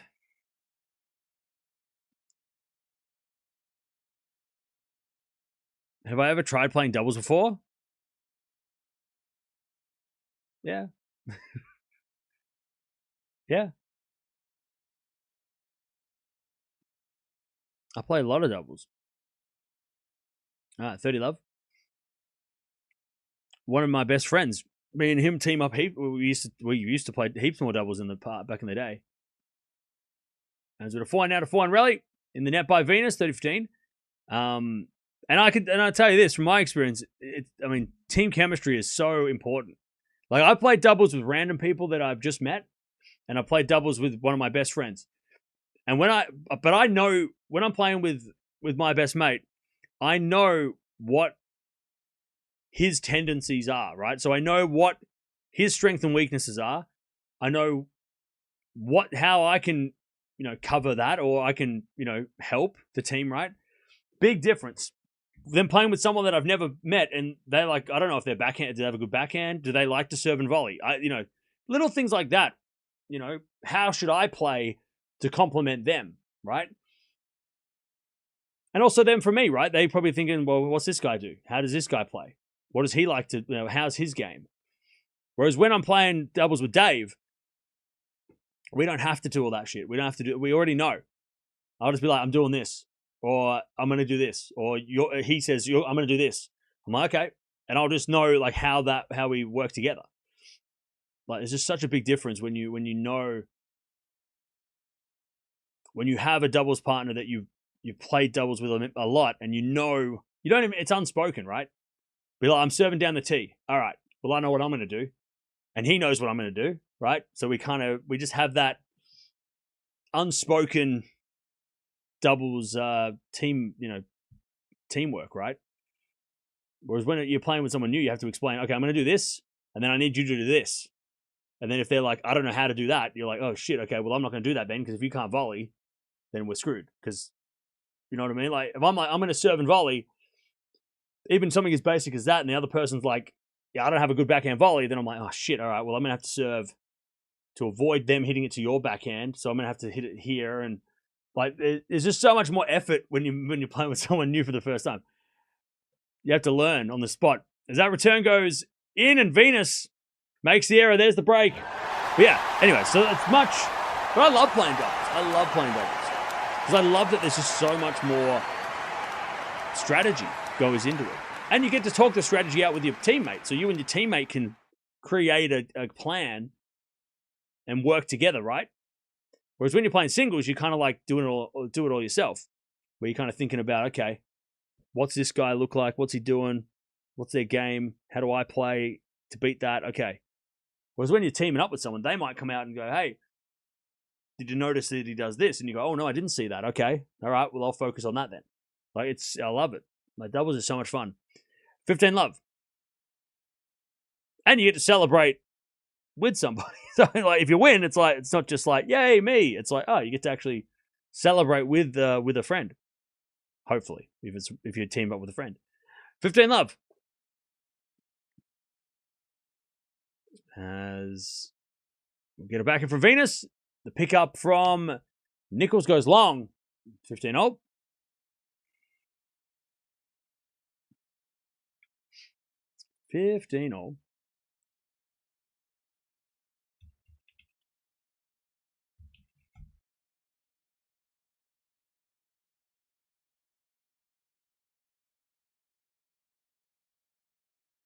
All right, serve again.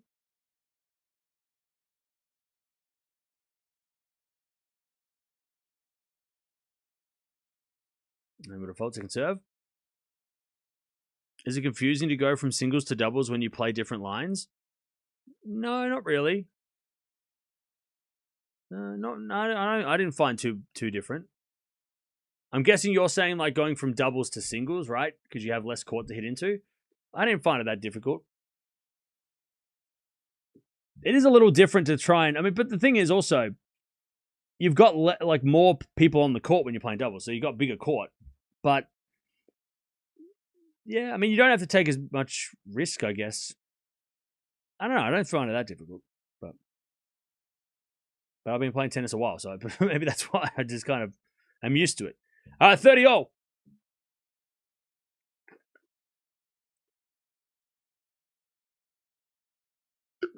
Also, a lot of the competitions that I would play would be singles and doubles on the same night, so you'd have to just get used to playing one or the other at the same. Like you play doubles and then singles.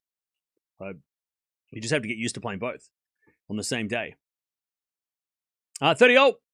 There's a bit of forehand now from Nicholls into the forehand of Eala. Nicholls forehand cross court, the backhand of Eala. Volley is good by Mihalíková, but Eala's going to get there.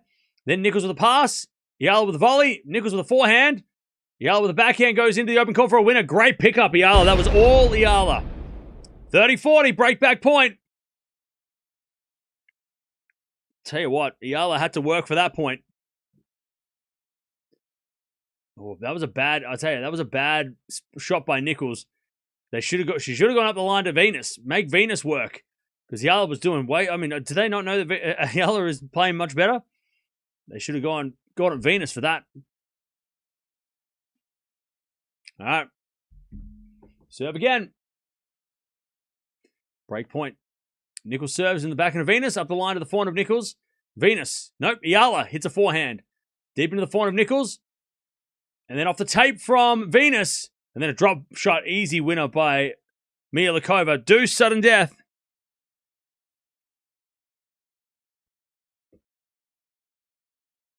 All right. Big point still. 3-love and 2-1. Big difference.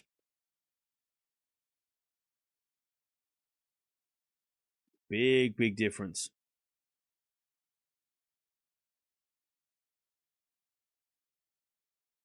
All right. A lot of conversation going on for the number 2 seeds. They know. They know these points can make the difference.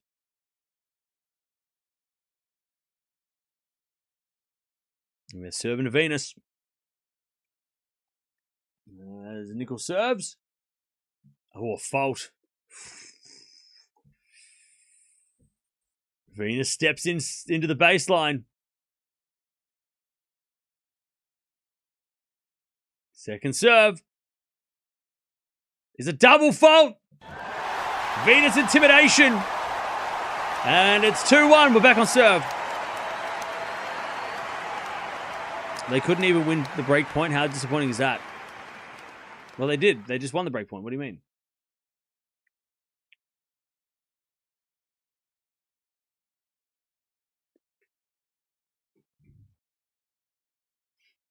Most probably, Eala's playing doubles to help her singles game. Oh, for sure. For sure. If and the big tell is that she's not playing with the same person every week.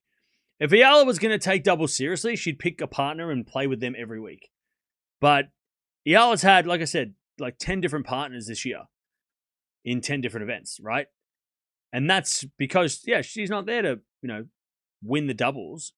She's there to get some more, matches under her belt. She's there to get some more, net play, some different strategy that she can maybe adopt and put into singles. 12 months ago, we watched her play doubles, and she wasn't as good as she is now. And she wasn't as good at the net 12 months ago, Eala, as she is now. Eala was much more competent at the net now. And that's because of the doubles. Much more comfortable to come into the net, too, in her singles matches.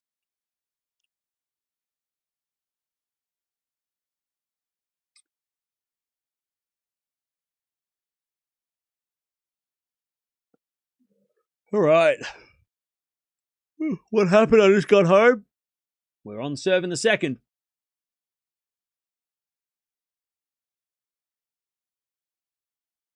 We are on serve in the second. The score should have been 3-1 in the second set in favor of Eala Venus. They won the break points always, okay? All right, back to Eala. Tell you what, 3 games, 17 minutes. Crazy for a doubles match. That's it's already a long set for a double set. Serve. Into the backhand of Nicholls. Too good. Oh, no, sorry. Mihalíková hit a winner. My bad. Love 15. Venus just crossed too early. Left up the line open. Love 15.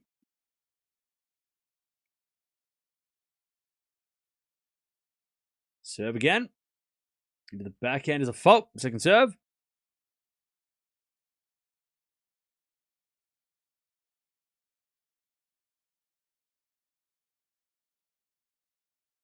As the return goes to front of Eala. And then the backhand to the Venus volley, but Venus in the net. All right, love 30. Unfortunately, this is 2 mistakes. Or the first mistake was Venus tried to poach when it wasn't there. And then the Venus volley in the net. Love 30. Tough for Eala.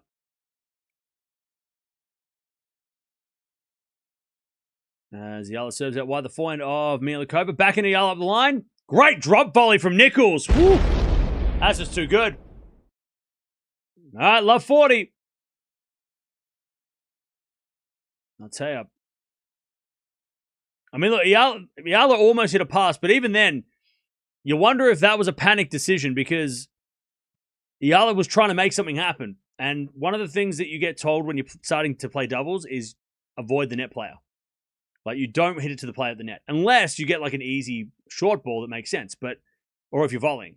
But when you're on the baseline, it's always to the person on the baseline. Don't go to the person in the net. And even though Nicholls had to hit a ridiculous volley, still, going to the net was not the shot.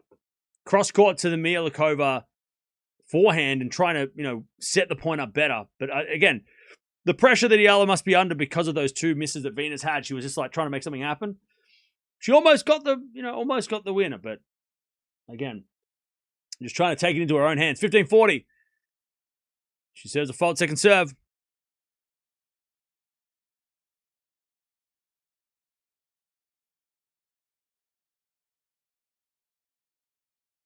She double faults Eala. There's the break, 3-1.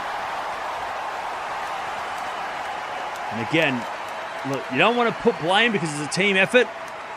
But Venus going down, like Venus missing those 2 shots, or at least losing the first 2 points for the team, and then the double fault for Eala wasn't because Eala's serve is bad. It's because so much pressure's on her in that situation, And unfortunately, if Venus makes one of the first 2 points, it's 15-0. It's much easier for Eala. But Venus kind of put Eala under a lot of pressure there. No.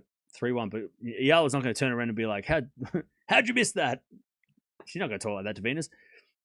And at the end of the day, both Venus and Eala are not, I don't think they're like, put their entire reputation on the line for this match. Like, it's not like this match doesn't define them, right? 15 love. I don't think they're too bothered with the result. Obviously, you always want to win, but I don't think these 2 are going to lose much sleep over the result. 15 love. As Mihalíková serves again. Fault. Second serve. Or is it Nicholls serving? No.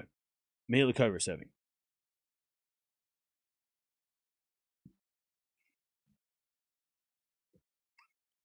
Serve again.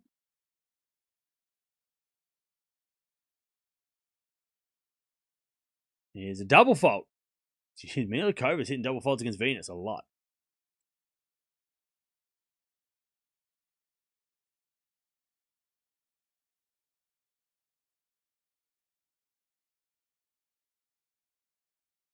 All right, serve again.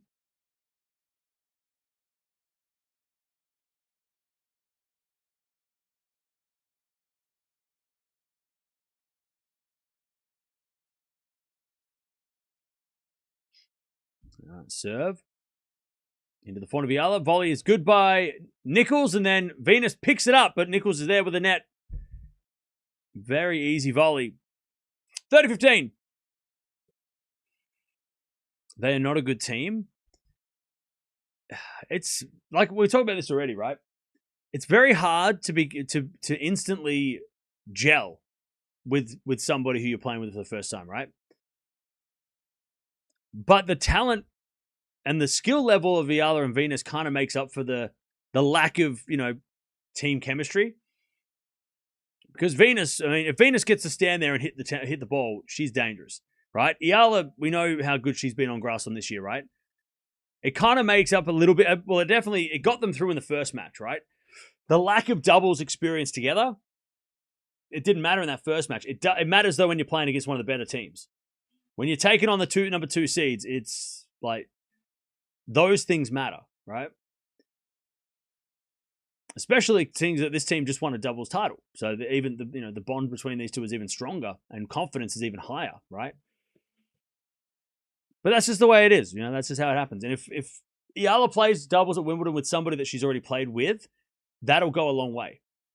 Because then she doesn't have to, there's a little bit of history there and they can go, oh, remember when we played last time? We can kind of, build on that. Whereas when you're playing with a different player every week, it's very hard to build that against the teams that already have that, right? And look, somebody said this is kind of like an exhibition. This is definitely, I think, for Eala and Venus are looking at this as if it was an exhibition because you're not going to say no to Venus, right? Eala's like, this is a once-in-a-lifetime opportunity to play doubles with Venus. Doesn't matter what happens. She's not looking at this like, oh, we're going to win Bad Homburg. She's looking at this as like, I'm going to look back and go, I played with Venus Williams. Like, that's what this is. And Venus is, practicing for when she plays with Serena, right? She's just like, oh, I just want to get some matches. So then when I play doubles at Wimbledon with Serena, I'm not rusty, right? That's what this is to them. Obviously, it's a lot more serious for the number 2 seeds who are trying to get another title under their belt before Wimbledon so then they can go and try and win the big one. Eala and Venus and Serena could win Wimbledon, wouldn't be surprised, but I don't think Eala is focusing much on the Wimbledon doubles. That's not her focus. She's obviously trying to win the singles or do well at the singles. So, yeah. So the motivations of all these players is obviously different. Or at least of the two teams are totally different. Playing with Bartunkova at Wimbledon. Well, she already played with Bartunkova, so that's a good sign. Also, Bartunkova's in a bit of confidence too on the singles court, so they might do all right if they get as long as they don't have to play the top seeds in the first round. But yeah, Bartunkova Eala, at least they've got a little bit of history, right? So they don't have to go through the what side do you want to go on what's your favorite serve? They all know that stuff because they already played doubles. So they can kind of skip the intro and go, okay, last time we played, we did this, this, and this. Let's build on that and do this, this, and this, right? So that'll be interesting. And Bartunkova's been playing really well. So confidence will be high for both of them. And maybe they can get an upset somewhere.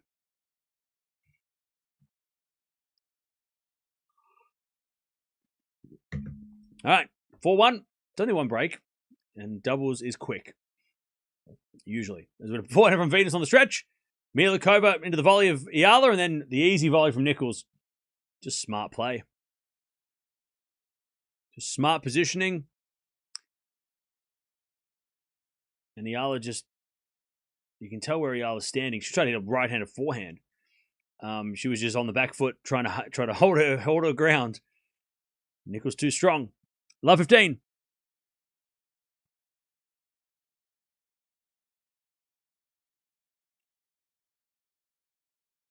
Serve out wide is a let.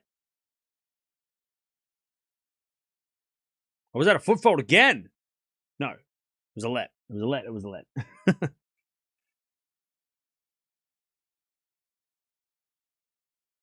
Serve again.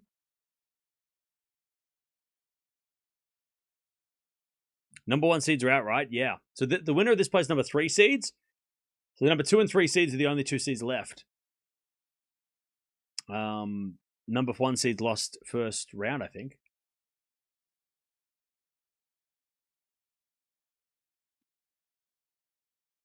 There's a return now from Nicholls into the backhand of Venus. Oh, is that in? Great shot. Mihalíková tried to cross. They tried to switch, but Venus was too strong. Ball went straight past Mihalíková at the net as she tried to poach. I mean, that's a great shot from Venus. Like, Mihalíková was there, and Venus had to hit it as hard as she could, and like right on the line. Otherwise, anything slower would have been a winner from Mihalíková. All right, 15-0. There's Venus forehand into the forehand Nicholls. So Mihalíková forehand from Venus, and then Eala crosses and hits the volley winner. All right, 30-15. That's some good doubles.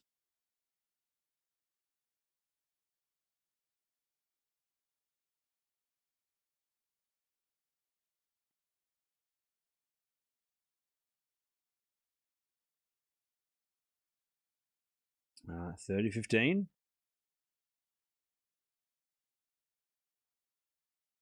Remember, Bouchard reached a Wimbledon final when she was 20, but she is not regarded as one of the best players. Consistency is key to be great, and also big title, not 125. What are you getting at? Like, say what you're going to say. Volley winner from Mihalíková, 30-0. Like, I don't get this whole, like, come to Eala matches and then, like, teach her fans or tell her fans that, well, she's good, but she's not great. Like, who cares? They're just here to enjoy the match. Like, why do you have to come in and try and, like, oh, well, Bouchard, nobody's saying that she's, like, going to win Wimbledon next week. Like, at least not in here. Everyone's pretty chill here. I don't know if you're reading other things where people are losing their minds and, throwing a parade, but what's the point? What's the point in trying to wet blanket people? Like, what are you doing? Like, throwing a wet blanket over it? Like, what are you doing? Let the Eala fans have some fun. Let them enjoy their player. 40-30. You don't need to be like, oh, well, winning a 125 is not great. So, who cares? Eala, it's great for Eala. It's great. Fans love it. They're celebrating. You don't have to come in here and try and, get all like, well, if you want to really support a player, you got to support Sabalenka. Like, let the Filipinos support Eala. They need to come in here and ruin be a party pooper. Exactly. They're not gonna change their minds. So you're kind of losing a waste of time. All right, sudden death. I don't think any Eala fans are going to turn around and go, yeah, you're right. Yeah, I'm going to stop supporting Eala now because you've said that thing. Like, what are you trying to prove? Like, nobody cares. Nobody's going to look at what you said and change their mind on Eala. Well, you're just wasting your time, Come back when she doesn't play and, enjoy your life better, right? It's better for you. Rather than coming in here trying to convert Eala fans into Sabalenka fans or whatever. I don't know what you're trying to do. Like, what's the point in trying? There's a losing battle. The Eala fans are going to have their fun. Let them have fun. All right, sudden death here, big point. And Venus double faults, man. Look, that's what happens. Venus, unfortunately, a couple of double faults at important times.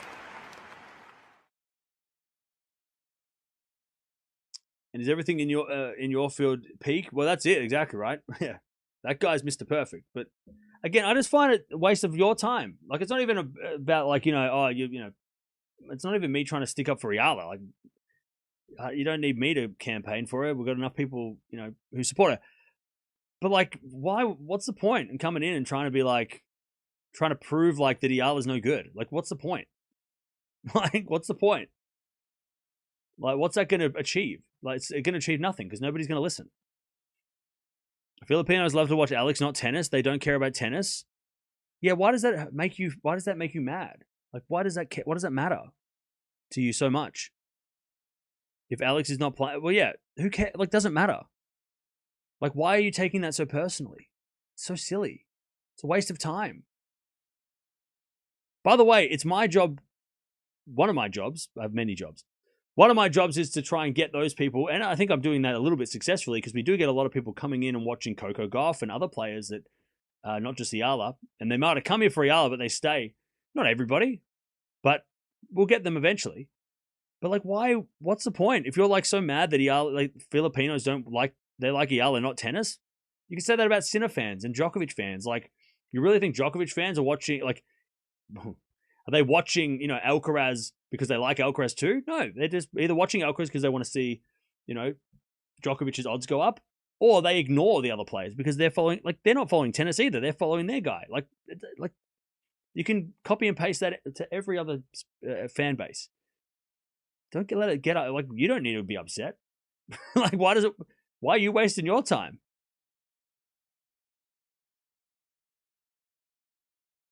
But I was a Leighton Hewitt fan when I first started watching tennis. I didn't watch everyone. I was watching Leighton. That's it. And then I got into tennis more and more, and then eventually I started watching everybody else. So like, why do you let that make you mad? Like, who cares if they come in here for Eala? They're coming in for the tennis either way. Even if they dip after this match. I don't think we've got too many Djokovic Sinner fans watching this match. Are they not not tennis fans either? They just, you know what I mean? It makes no sense. There's no point in getting upset over it. 30-0. Real tennis fans. Come on, get out of that. Come on now. 2 points away. Number 2 seeds. Good volley. Venus gets it with a forehand, though, and smacks it away. No apology either. Venus is like, yeah, damn right. 30-40.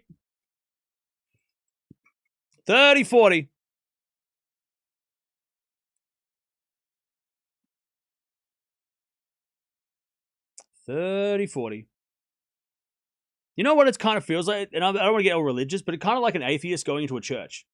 You know what I mean? Like, what are you trying to prove? Like, like you try to like what are you like? Oh, I don't believe in what you believe.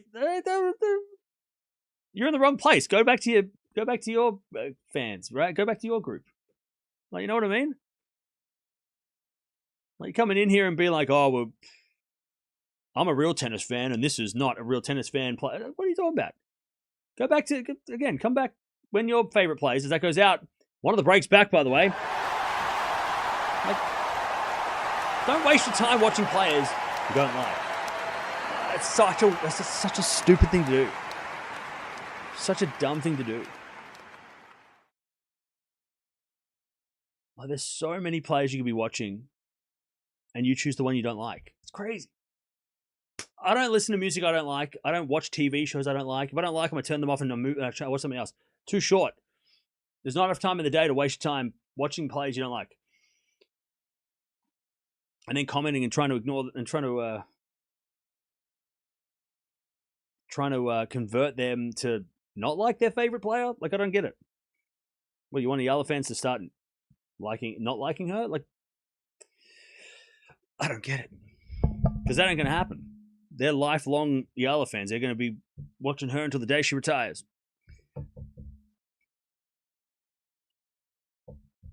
All right.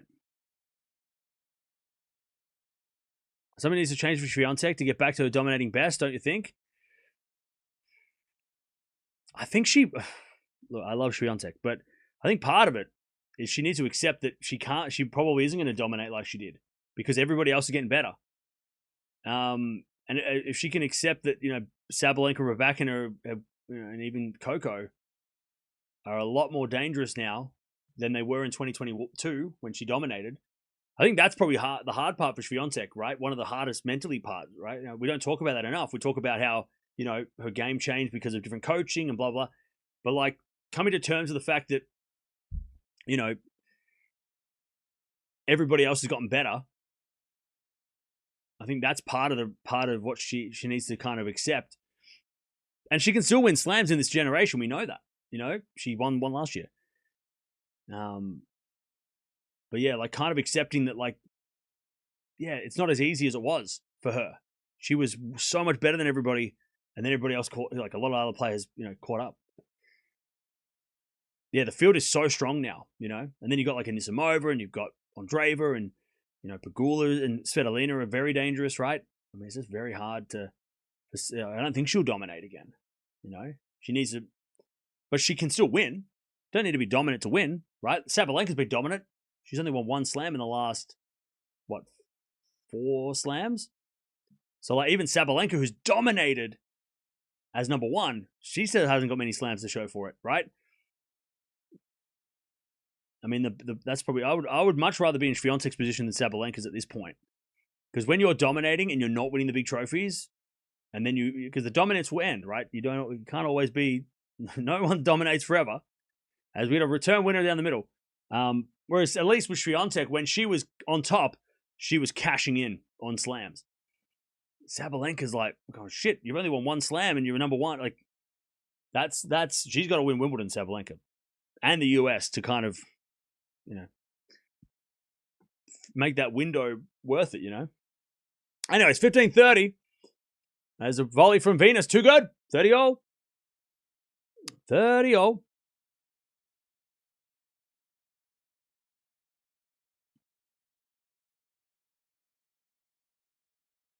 30-all.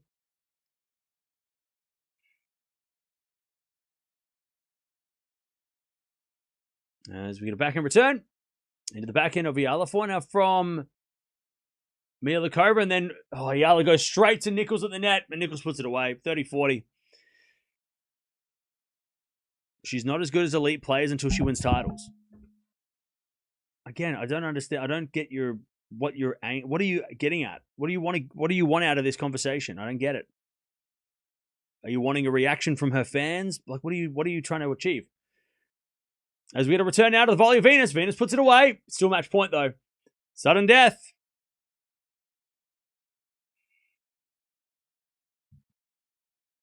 All right, still match point for the number 2 seeds.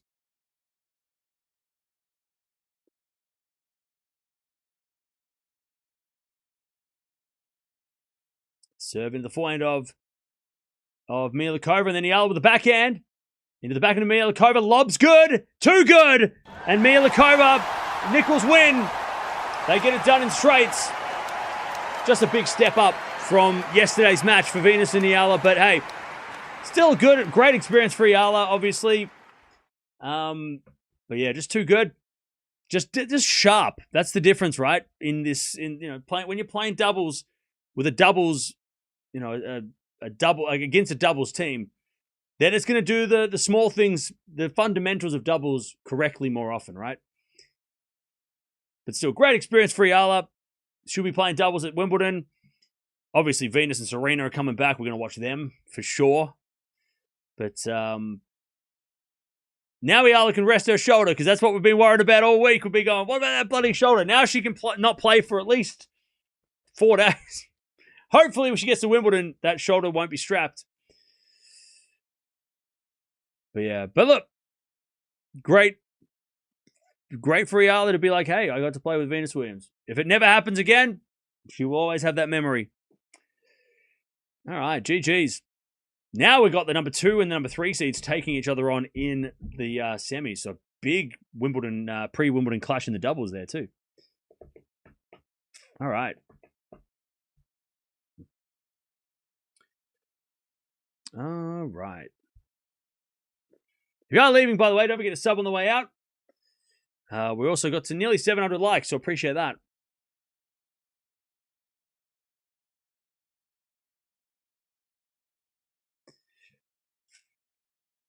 Rest days for Alex, that's it. She's going to either play on Monday or Tuesday. Depending on the draw, she might play Monday or Tuesday, or she'll play either Monday or Tuesday. So she's got at least, Friday, or the rest of the day, Friday. So she's got about 3 to 4 days off. Is that going to be enough? We'll see. We will see. I don't think that, it depends on how that shoulder is feeling. If it's just been like, if they're holding her shoulder together because that's what the tape's there for, then she might be able to not play for a couple of days and not be able to recover, but we'll see. How about Serena is playing doubles or singles? She's playing both. Yeah, Sinner's going to be playing Wimbledon day 1. But we just don't know who. So I guess Sabalenka might. Wait, hang on. No, because day 2 is the ladies' champion. So if Swiatek goes up the top, it'll be the top half of the draw for the ladies on day 2. So it really depends on where Swiatek falls.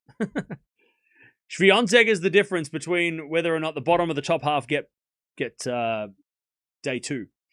But we'll know by tomorrow. We'll know exactly when Eala's playing, when Venus is playing. Well, sorry, when Serena is playing. Venus isn't playing singles, but yeah, we'll know straight away. Now, Venus isn't playing singles.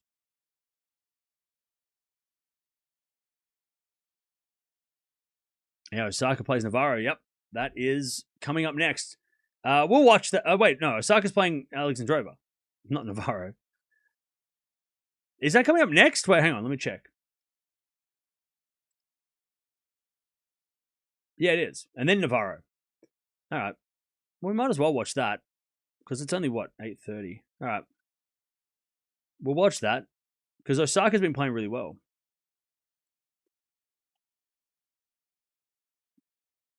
That's coming up in like 25 minutes, so we've got plenty of time.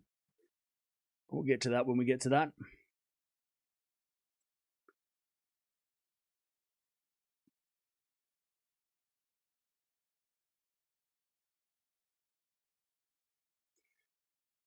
All right.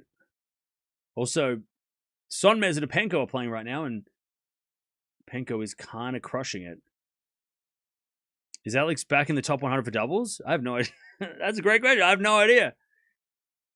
I don't think it matters that much, but I can tell you, Eala is ranked number.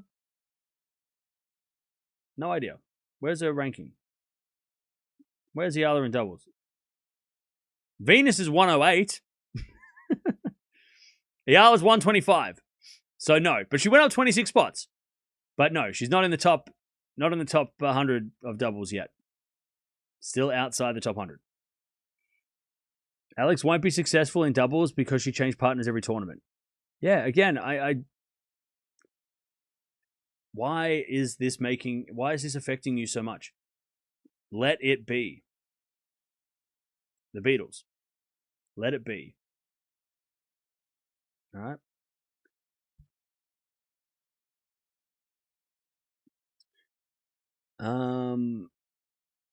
Penko a low-key threat? Oh, yeah. Penko's super, super threatening.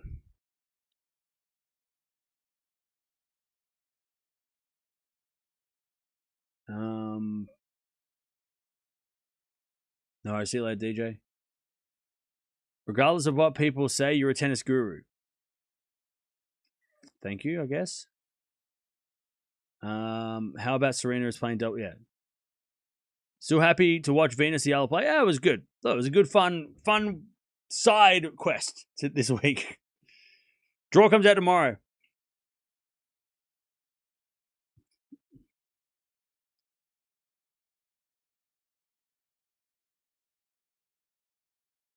Eala worshippers are annoying. Like I said, you're an atheist coming to a church, bro. Like, you got to figure it out.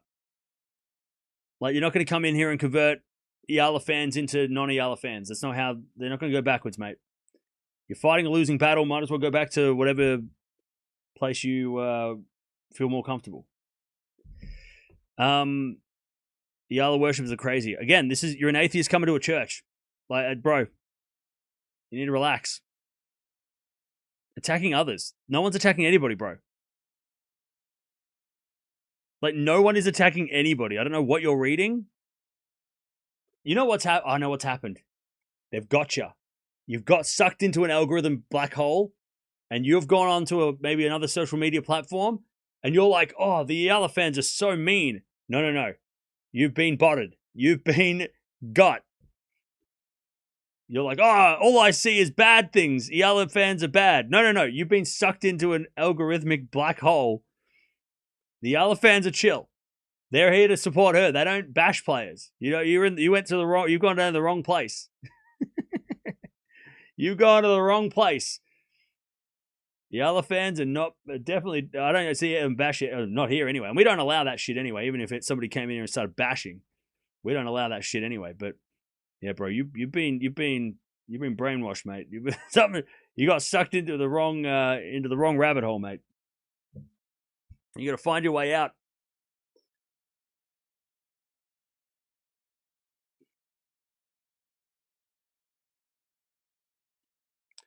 How's Eala looking physically for Wimbledon? Well, obviously the shoulder is concerning. But I think now with a couple of days rest, we'll see. If the shoulder is still taped in their first round, then that'll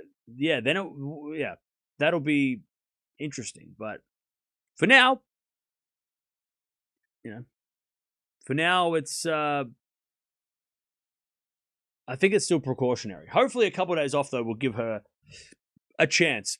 Yeah, there was no patch on the elbow. So, yeah, it's just the shoulder. Yeah, we're going to watch Osaka versus Alexandrova after this.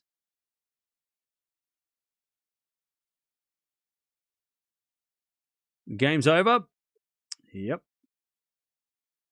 Yeah, Osaka Alexandrova, that's a great matchup. Osaka's looked good this week. And Alexandrova just took out Andreeva. We love her no matter what. If she wins or loses, we still love her. Hey, no one's going to question that. Loyal to the end. The Eala fans. They are loyal. They're definitely not haters. They're loyal.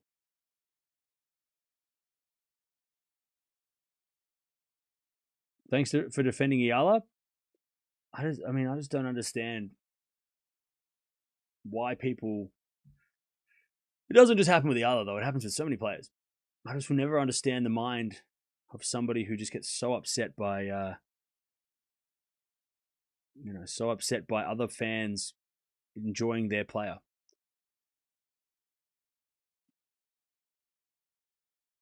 The only way I can see, and I get this, right? I understand, is maybe those people who are not Eala fans have a little bit of Eala fatigue because on their feeds they keep getting Eala, content, right? And I've noticed it too, right? And I can understand it because as a YouTube video maker, I totally get that. Like I can see Tennis Channel are doing a lot of Eala stuff. WTA are putting Eala in every video. Like I get that. I get it. Eala is everywhere, right?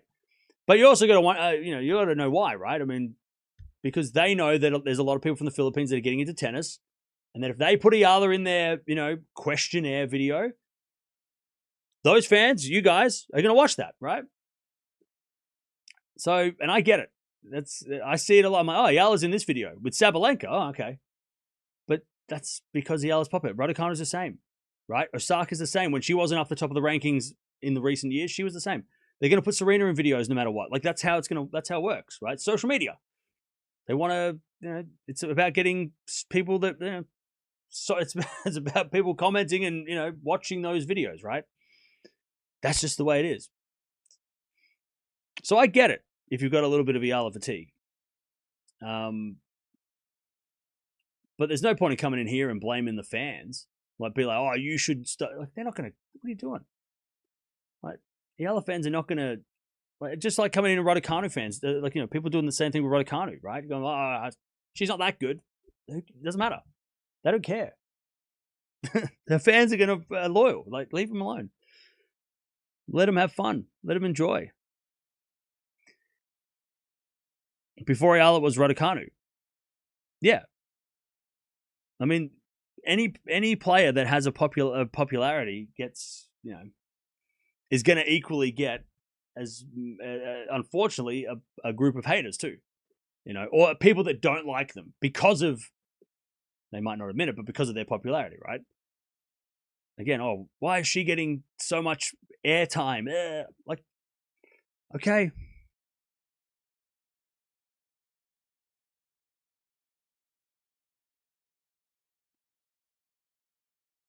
Raducanu has British fan base. Eala has Filipino fan base. Filipinos never have had any good players. A big difference.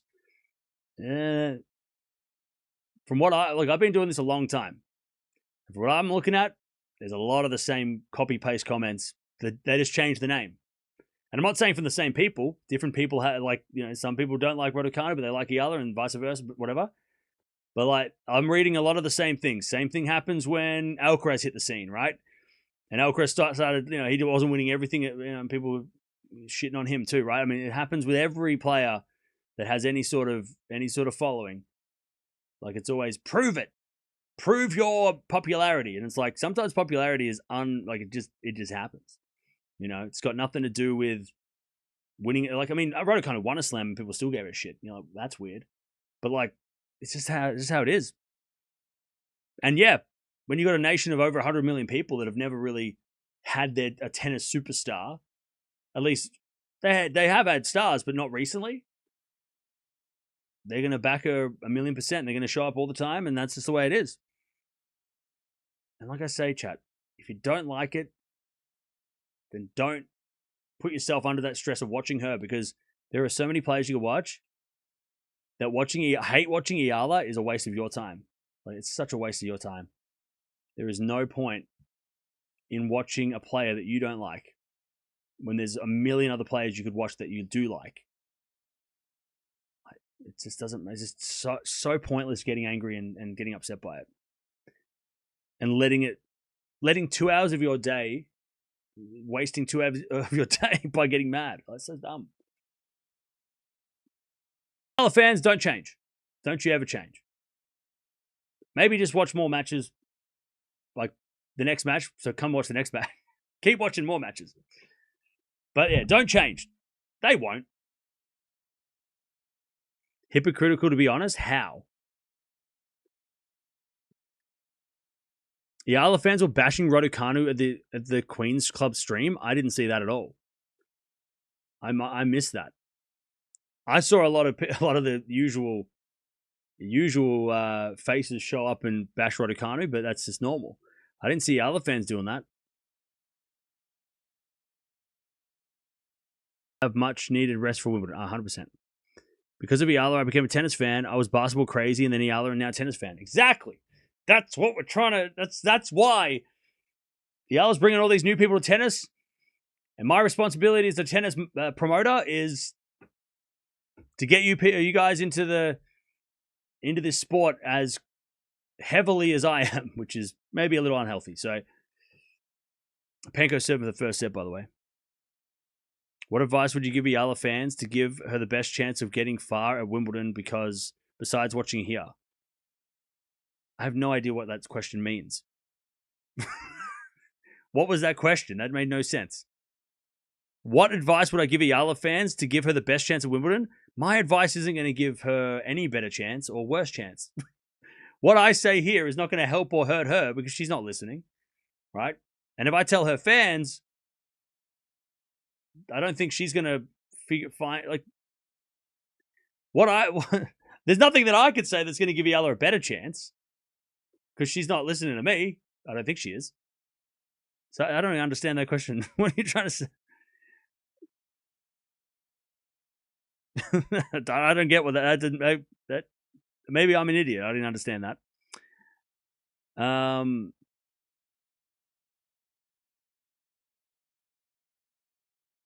My only issue is what will happen if Eala is done with her tennis career, because some said they will no longer watch tennis.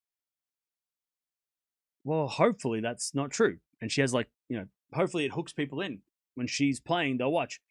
I've been watching some videos lately on foreign NBA players, right? Non-Americans coming into the NBA. And I find that so fascinating. But, like, the thing is, right, and watching those videos, because those videos are from, like, the 90s and the early 2000s. Eala is setting the groundwork, or setting the stage for the next Filipino player, right? It's not just about what does Eala do, and it's what, and that's why it is important. And it's same with, like, how Li Na for China, right? She comes in, she starts winning, a lot of Chinese, and then the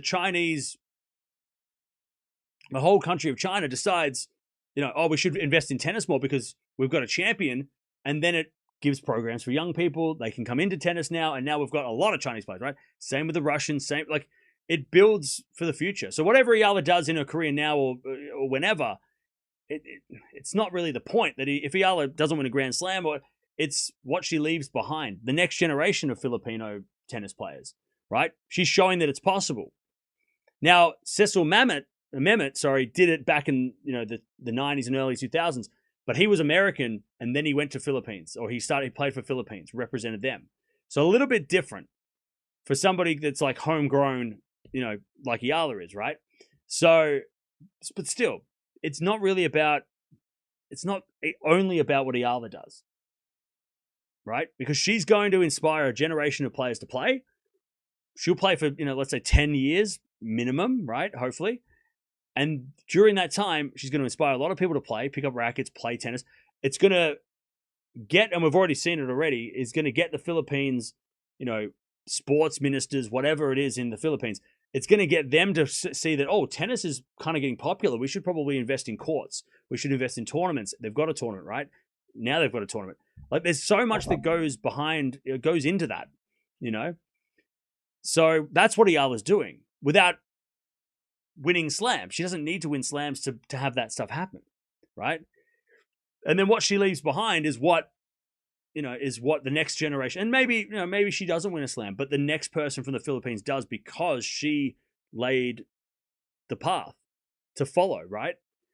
That's, you know what I mean? It's like, and I'm singling out Eala because it's easier to talk about her right now, but there's other players that have done that before as well, like Djokovic, right? For Serbia, right? He was part of that, and look at we've got a few Serbian players now. That's all through Djokovic, right?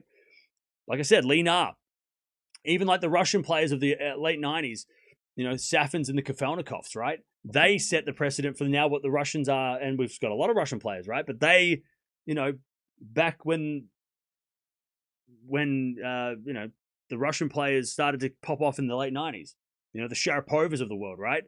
Again, like, this is sort of, am I making any sense?